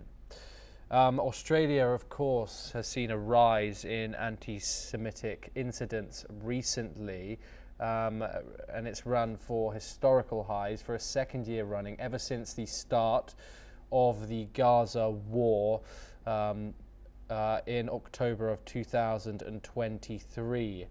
Violent incidents have also been on the rise in regards to this. Now, we don't know the motives of the suspects currently. However, due to the nature of the event, analysts and experts are indeed making assumptions that this indeed is an anti-Semitic attack, as reports are of shots fired occur at a Hanukkah event on Bondi Beach, one of Australia's most famous tourist destinations and iconic spots in general. We have seen Australia this year seen frequent attacks on Jewish people in the country, including verbal abuse, intimidation, Nazi salutes, graffiti, vandalism, and physical assaults. This year, running to October 2025, the Executive Council of Australian Jewry logged over 1,600 anti-Jewish incidents, 5 times pre-October the 7th, 2023 levels. Now, we're going to run some unverified visuals from the Bondi Beach, and it shows 2 people in police custody. The visuals posted on social media show 2 individuals on the ground as police swarm around them. There, of course, is no official confirmation of any such arrest, and police are on the site right now. If you're just tuning in, New South Wales have said 2 people are in custody to respond to what they call a developing incident at the iconic Bondi Beach, where they say an operation is underway. We're running visuals that are sourced from X right now in relation to the incident. Australian Prime Minister Anthony Albanese's spokesperson says that they are aware of an active security situation, according to the Reuters news agency, and local media has reported that there is an active shooting on site. However, it is not yet clear if there is any casualties, if anyone else is injured, has been injured or worse in the incident. But of course, a terrible incident occurring in Sydney's Bondi Beach today, marking the first day of the 12-day festival of Hanukkah. In terms of anti-Semitism in Australia, that's been on a rise. 5 times as many incidents reported in the year of 2025 and 2024 prior to the October the 7th attacks. Australia's Jewish population is around 117,000 people, roughly around 0.5% of Australia's total population. It makes Australia one of the top 10 countries by Jewish populations worldwide. Okay, we're now joined by Dr. Emmanuel Navon, an international relations lecturer at Tel Aviv University and senior fellow at the Jerusalem Institute for Strategy and Security, joining us live from Tel Aviv. Dr. Navon, thank you very much for joining us. Can I just get your instant reaction to this tragic event that's happened in front of us? Of course, we are limited for information right now. However, what we do know is that the event was scheduled to celebrate the first day of Hanukkah. And of course, anti-Semitic attacks in Australia have been on the rise 5-fold over the past 2 years. What are your thoughts on this incident, Dr. Navon? Well, first of all, the symbol is important. It's a holiday that celebrates an event that took place over 2,000 years ago, when the Jews already back then were fighting in their land against the forces that tried to eradicate them. And the Jews prevailed, but those forces that tried to eradicate the Jews unfortunately still exist today. And as for the anti-Semitic attacks that you mentioned in Australia, they are in fact the outcome of intense demonization coming from mostly Qatar-funded propaganda relayed by Muslim immigrants in Australia that demonize the state of Israel and basically forces the Jews to disconnect themselves from Israel, to make a choice. Basically, this campaign that consists of demonizing and diabolizing Israel, obviously in itself encourages violence against Jews, because most Jews in the diaspora identify with Israel, and if Israel is such evil, so all Jews are responsible, and therefore they are a legitimate target of jihad, and that is exactly what happened in Australia today.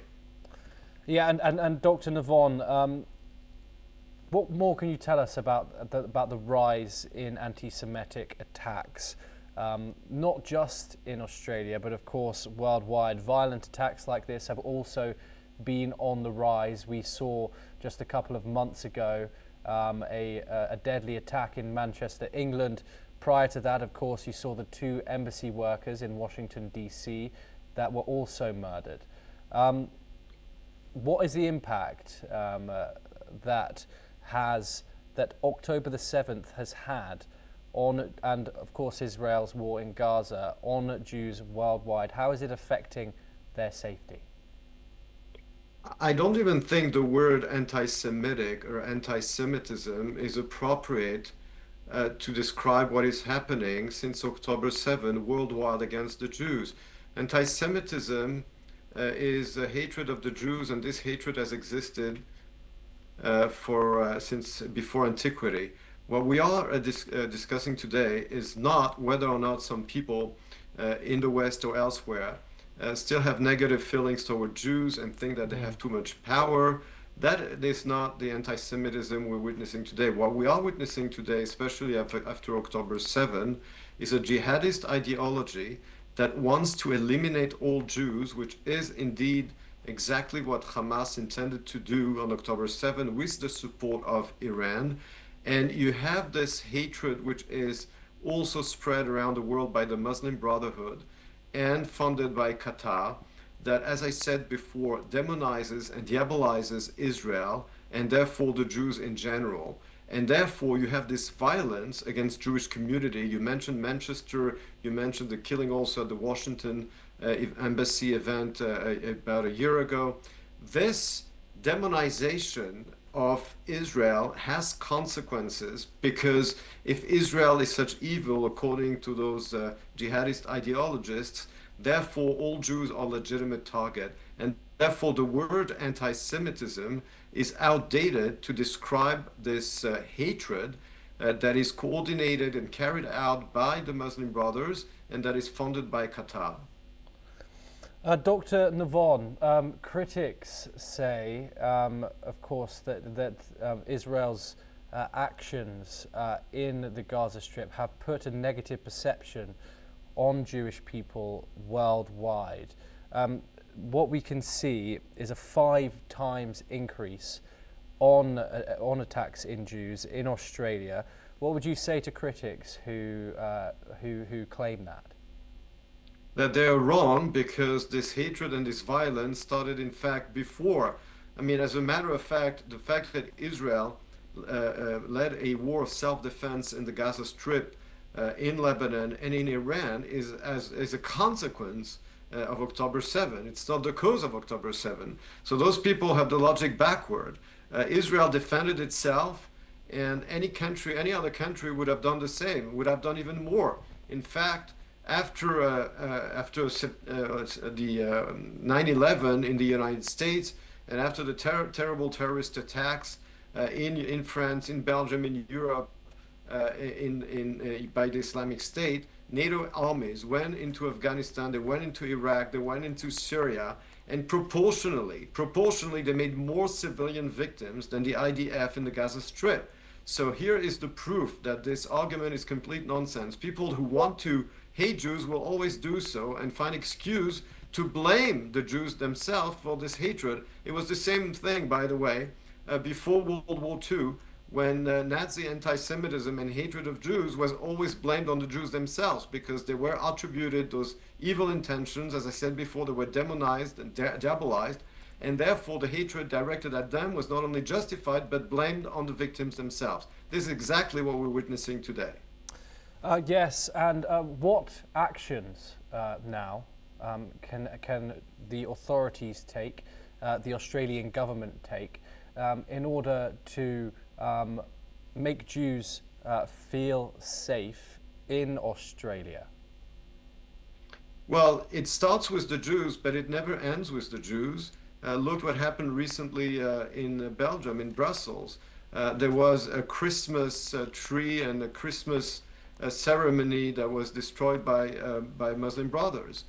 So there is a jihad going on today, sir, in the West, against the West, and the Jews are the first target, but they're not the last one. And if the Australian government wants to keep the Jews safe, they have to think about the whole country, not only about the Jews. They have to understand that this immigration they have allowed in Australia without demanding from immigrants to adopt the culture and the principles of the West and of freedom has consequences, because by allowing jihadist ideology grow in Western societies, you have this violence directed against Jews, but this is only the beginning. So of course the Australian government should think about the safety of its Jewish citizens, but not only its Jewish citizens. It should think about the safety of Australia itself and understand what is the source of this violence. And I think the answer is pretty clear.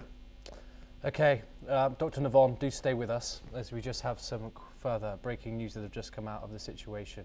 The New South Wales police have just confirmed that 2 shooters have been taken into custody after a mass shooting event at Sydney's Bondi Beach. Police have also confirmed multiple fatalities and 2 shooters having been neutralised. A huge breakthrough there. They've not provided how many people have been killed.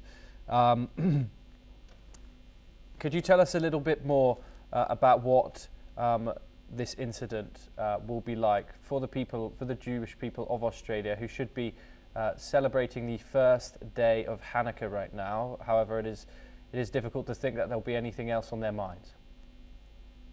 Well, again, it goes to show that when you have the Jews of Australia celebrating a Jewish holiday, which is over 2,000 years old as a holiday, they are being targeted because as Jews, they are identified by jihadists as part of the Jewish people and of Israel. And therefore, this whole nonsense that the jihadists, differentiate between Jews and Zionists is complete nonsense, because here you have Jews in Australia celebrating a 2,000-year-old holiday being targeted because Israel is being diabolized and delegitimized.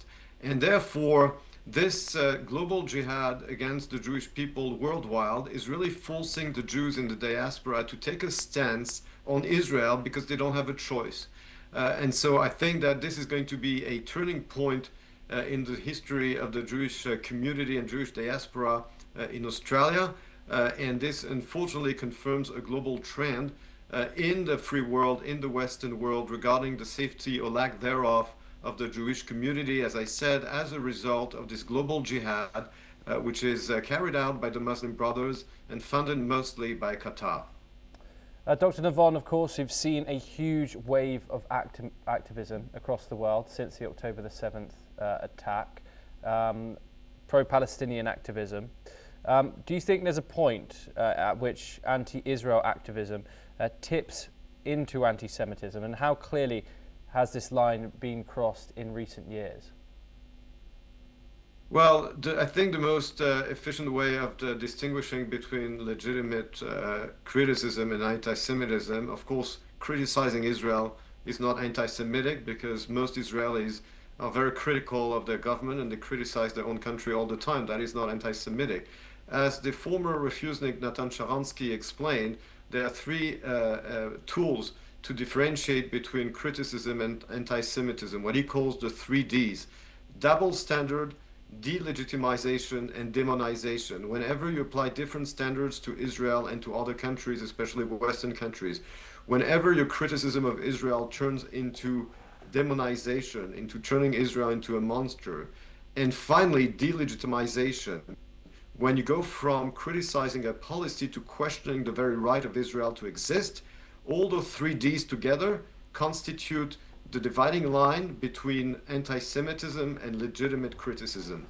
Okay, if you're just joining us, I just want to say we are covering there's been a shooting and a developing incident at Bondi Beach in Australia, where police have confirmed multiple fatalities at the first day of a Hanukkah event on the iconic Sydney beach. Dr. Navon, I just wanted to ask, of course, online social media plays a huge part in everyone's lives now. What role does online radicalization play in turning grievance into real-world violence? Of course, we don't know the identity of the attackers, their motives, anything like that yet. And so what role does online radicalization play when it comes to attacks like these? Well, we need to understand the very lethal effect and influence of TikTok. TikTok, which is promoting very anti-Israel, but also very anti-Western ideology. It is a Chinese platform since October 7.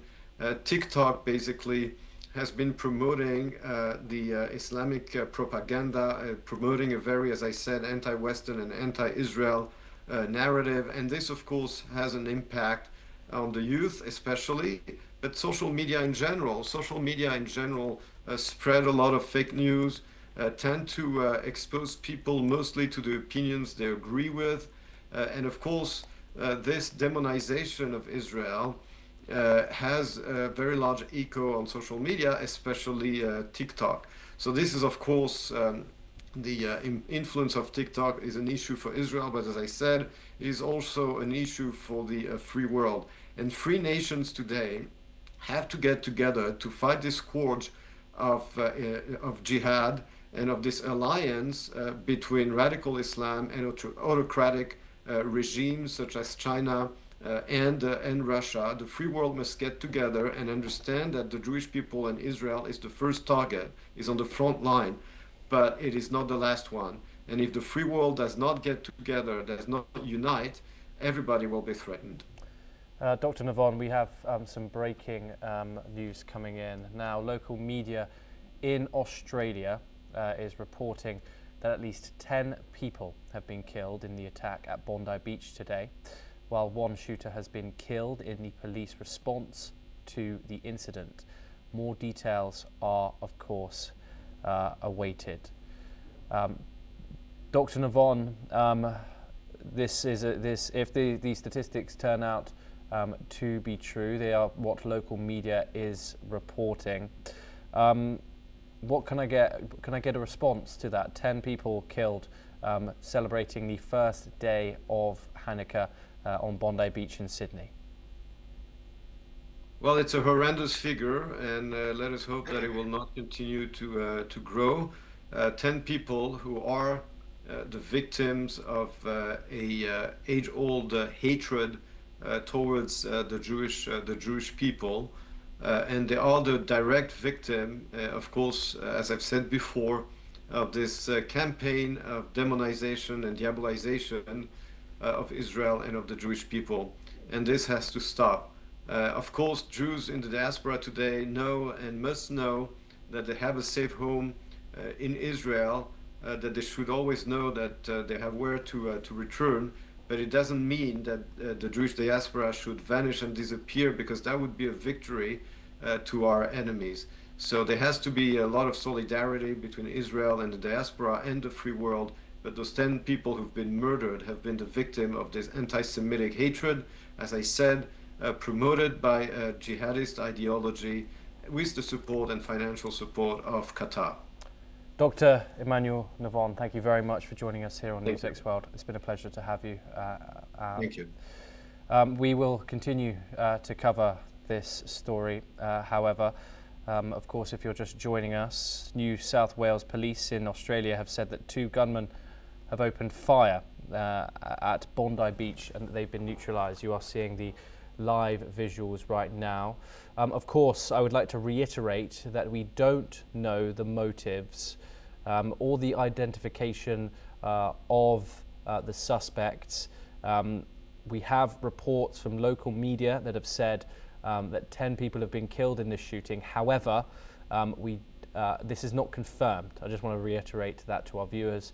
Of course, we have got some conflicting information coming at us, but as soon as we verify any of the evidence, we'll get it straight to you. We're showing you live visuals of Bondi Beach in Sydney right now, where you see police cars and other emergency services and crowds of people lining the street following this attack, which of course has occurred on the first day of Hanukkah, where a festival was set to start with the Jewish community in the Australian city of Sydney.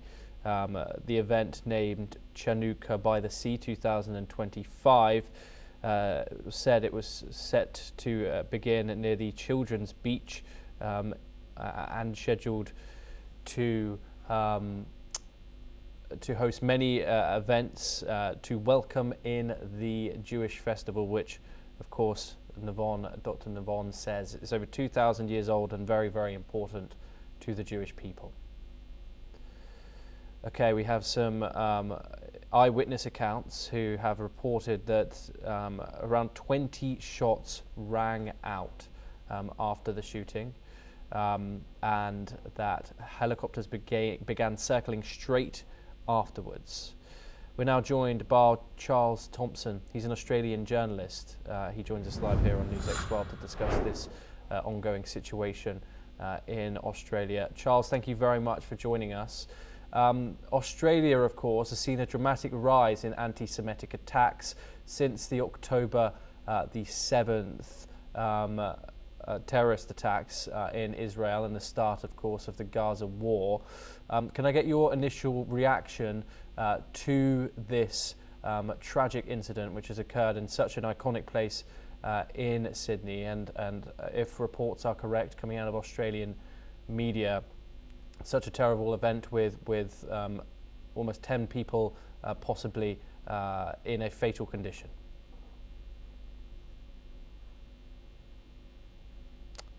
Charles, can you hear me?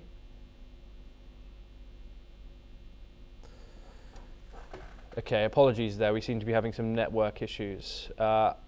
Police for this incident have confirmed multiple fatalities and 2 shooters being neutralised. There are multiple fatalities following this shooting in New South Wales at Bondi Beach. 2 police officers are also reportedly injured, although the severity of their injuries are unknown. Police said it is also not known at this stage if the incident is connected to the Hanukkah event that was taking place on the beach. Of course, it's very important not to speculate in these instances. Of course, we know nothing yet about the 2 suspects that have been what the police call neutralised in this incident. We have limited information, however we are getting it right to you as soon as we can. But what we do know is that there was a Hanukkah event taking place on the beach. 2 people have been neutralised, and that Prime Minister Anthony Albanese of Australia has described the scenes as shocking and distressing. A statement now from the Australian Prime Minister has spoken to the Australian Federal Police Commissioner and the New South Wales Premier. He says that we're working with the New South Wales Police and will provide further updates as more information is confirmed. Police and emergency responders are now on the ground working to save lives. Charles Thompson joins us now, an Australian journalist. Charles, we've seen anti-Semitic attacks rise five-fold in Australia since October the 7th. Can I get your thoughts on this situation? Of course, we have limited information coming out of it, but we are showing visuals. It's clearly a very serious event. Your thoughts on the current situation and the current mentality and the rise of anti-Semitic attacks in Australia over the past 2 years? I think your question probably has some of the answers. This is intolerable. This is unacceptable. This should never have happened. There's going to be a huge investigation. The Jewish community of Australia deserve better. And I have no doubt that now a lot more care will be taken to make sure that such an accident or incident doesn't repeat itself. I mean, how did these people get into Australia? Why are they in Australia? How did they get guns? How did they get to a place like Bondi Beach? Now, we must remember that Bondi Beach has had incidents before, not with guns, but smaller incidents. So the police were fully familiar and they knew that there was trouble to be had there. Also, I believe there are cameras on the beach. So there will be a lot of work that now has to be done. And, this is a very sad and tragic. Okay, we seem to have lost Charles there, unfortunately. But of course, as he was saying, that the gun laws in Australia aren't anything like in the United States or New Zealand. Of course, gun laws in Australia are highly restricted, and that the fact that a reported 20 shots rang out during during this attack is highly unusual for someone to be able to get hold of a gun like they have. Bear with me 1 second. Of course, we are covering this attack that is going on in Australia that has occurred, where 2 suspects have been killed. Charles, of course, brings up the very, very important point that Australian gun laws, licensing, of course, is mandatory. Semi-automatic and fully automatic weapons are tightly controlled in Australia. Most are banned for civilians, except for a very narrow approved amount of circumstances. There are different license categories which you can hold with higher restrictions on higher firearms. However, the idea that an individual accessed a huge tourist spot like Bondi Beach with what sounds like an automatic weapon is a significant moment.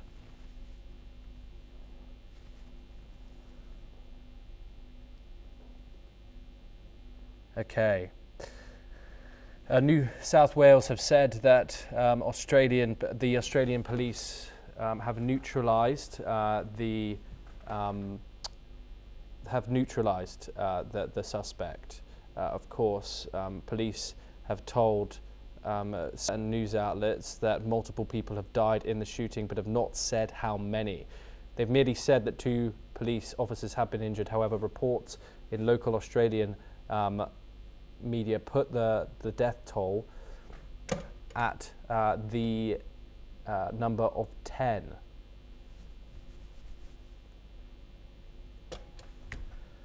Okay. That is a wrap, of course, on our coverage of this shooting. However, we will continue to bring more updates as information does become available. Apologies, we have one more breaking coming. Okay. The Australian Prime Minister Anthony Albanese has issued a statement following the active shooter situation at Bondi Beach. Speaking with the New South Wales Premier, the Prime Minister confirmed that authorities are working closely with the police and will provide updates as more information becomes available. In an emotional response, the Prime Minister described the scenes in Bondi as shocking and distressing, expressing his thoughts for those affected. He assured the public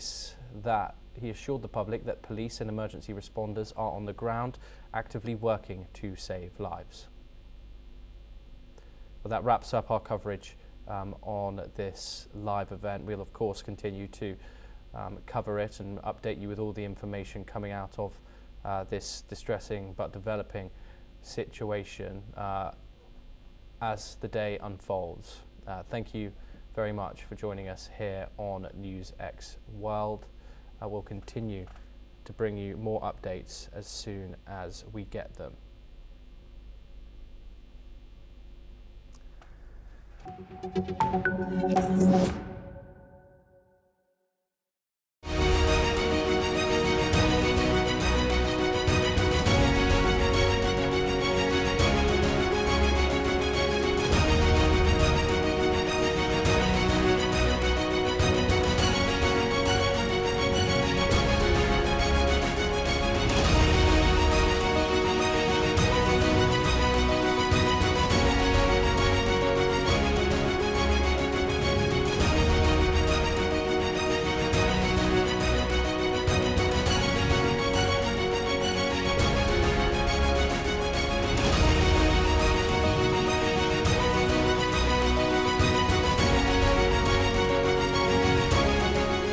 In the midst of death, life persists. In the midst of untruth, truth persists.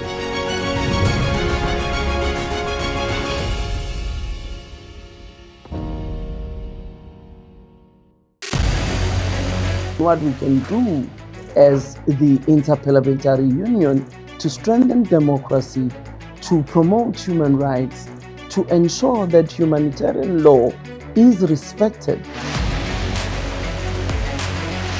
UN Security Council needs a makeover, a comprehensive reform, and India deserves a position there, a role there.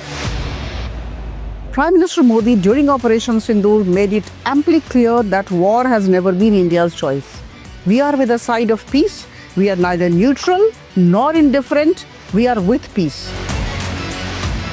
We would have dealt with US a whole lot on trade and those kinds of things, and that's not as certain these days. So we have to go back and look at our European partners, our Asian partners.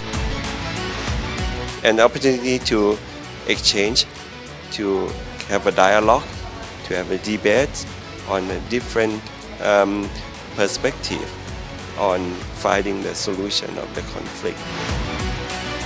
First thing that is important to have a common ground, and that we do have with humanitarian laws and human rights, but also to say, okay, what does it mean for us as a country to act on these laws and how can we work together? When we realize that there's something wrong with democracy, the institutions and policies, values come together and we take stock, and it's possible then to improve and chart a new course for democracy. It's the people's right to self-determination, and if they want to be independent, they should be independent. We will not start a war against Greenland.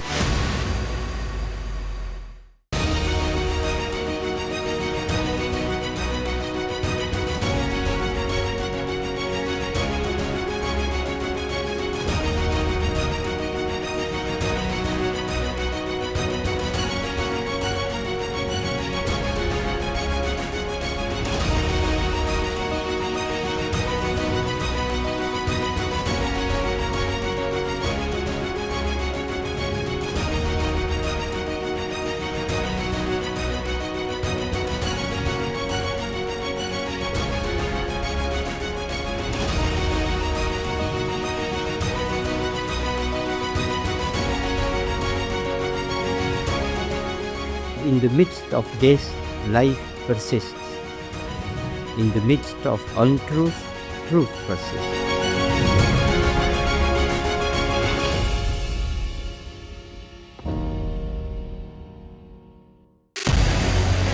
What we can do.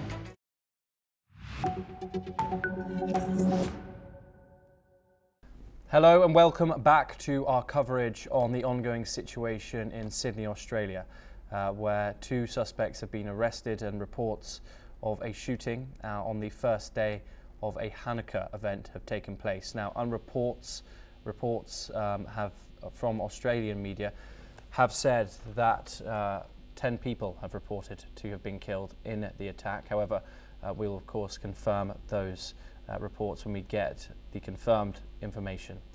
We have some reactions coming in, and Israeli President Isaac Herzog has released a statement on the Bondi Beach shooting. Let's listen in to his statement. In these very moments, our sisters and brothers in Sydney, Australia, are being attacked by vile terrorists in a very cruel attack on Jews who went to light the first candle of Hanukkah on Bondi Beach. Our heart goes out to them. Our heart misses a beat. The entire nation of Israel misses a beat in this very moment as we pray for the recovery of the wounded. We pray for them, and we pray for those who've lost their lives. We send our warmest strength from here, from Jerusalem, and we repeat our alert time and again to the Australian government to seek action and fight against the enormous wave of anti-Semitism which is plaguing Australian society. Let's hope for better news, and we hope to see them all healing. We're now joined by Major General Sudhakar Ji. He's an international relations and defence expert, joining us live from New Delhi. Major General Ji, always a pleasure to talk to you, usually in much better circumstances than this. Of course, this is a hugely significant attack. Police have now confirmed that 10 people have died at this on this attack in Sydney. We do not, however, know the motive of the 2 individuals which are said to have been the perpetrators of said attack. Can I get your instantaneous reaction to hearing this news? Yeah, Thomas, good afternoon. Thank you for getting me for your show. It's a terrible news to break with, and but this is certainly not expected from a country like Australia. So my heart goes out to the deceased soul. May their soul rest in peace. May God bless them. But having said that, let me tell you that this is the ugly face of terrorism to my mind. Being a geopolitical analyst, I personally feel perhaps the caliphate is extending, or it has already extended right up to Australia and beyond. So this could be a targeted killing of the Israelis who had gone to light the candle on the festival they observe. It could be that, or it could be an extension of the ongoing conflict in the Middle East as a retaliation. Perhaps there could be some footprint, some linkage of the Hamas. And at the moment, it would be too premature to comment. But we have to have patience and await for investigations or some kind of inputs coming to light. Only then we can join the dots and come to a conclusion. But at the moment, I pray for the people of Australia. My heart reaches out to the people over there, and may God give them strength and courage to face this challenge, and let the entire humanity come together, find a common solution to counter the terrorism all over the world. Back to you, Thomas.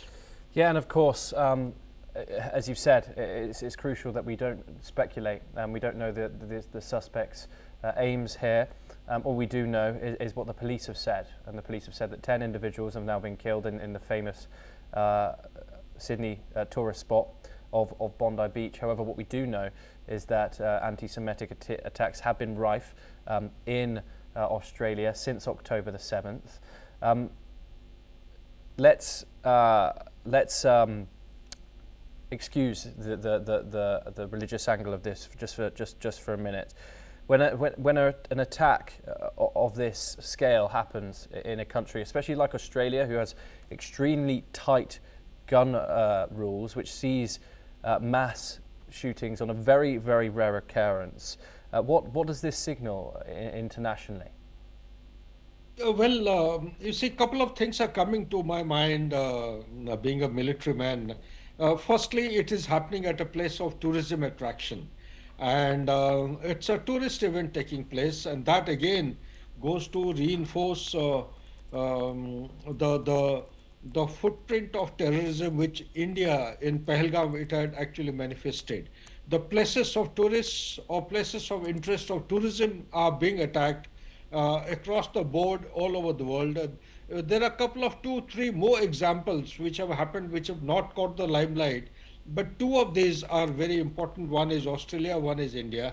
And the second point that comes to my mind is that at the moment, you're right, it will be too premature on our part to speculate and come to any conclusion. But suffice to say that it is a premeditated act. People have kept the activities under observation, and there are linkages to be actually joined to come to a comprehensive conclusion. So there are handlers. There are forces inimical to the growth story of be it Australia or country like India. And there is a factor of terrorism everywhere. So we need to actually guard against this. We have to be very careful. The police and the security apparatus has to be rather proactive in order to deter these kind of movements by the forces inimical to the safety and the stability of any region. Last but not the least, why Bondi? Bondi has, I don't think in the history they have had any case of terrorist attack. But if this is taking place in a like Bondi in Australia, in Sydney, perhaps we need to actually think much more in detail and find out the root cause as to why is it happening. Is there anything else? Maybe there could be a large number of sleeper cells around Sydney. And so the sleeper cells are being activated gradually by different terrorist groups who are operating, maybe an extension of ISIS. You never know. I have been reading a lot in open source. So let's hold our horse and wait for the findings and the investigation reports to come. At the moment, I would only urge the people not to panic, keep calm, and look around for shelter. Don't move out of the houses. Stay at home and be very safe and secure. Ask for the security from the security apparatus, because it's 10 is a big number. It could be much more. So let's wait for the figures also to come in. And this is a blatant and open, broad daylight kind of attack which is taking place. Ben Aris joins us as well. Ben, eyewitnesses, of course, and local confirmation says that this did happen near a Hanukkah event on Bondi Beach. This motive, however, is not confirmed. How do global security agencies assess the risk to Jewish communities right now, especially in a country like Australia where mass shootings are so infrequent? Okay, we are joined by Sudhakar-ji. Once again, Sudhakar-ji, same question to you. We have to say this motive isn't confirmed, but how would the global security agencies assess the risk to Jewish people right now? Of course, we saw embassy security heightened after the killing of those 2 embassy workers in Washington, D.C. earlier this year. The first day of Hanukkah, it's 12 days of festivities. How do you think Jewish people, will be feeling worldwide after this attack? Is that question meant for me, Thomas? Yes, it is. Well, goes without saying, it would put them absolutely insecure, and it would scare them to death, I would say, because it's a kind of a revisit of October 7, 2023.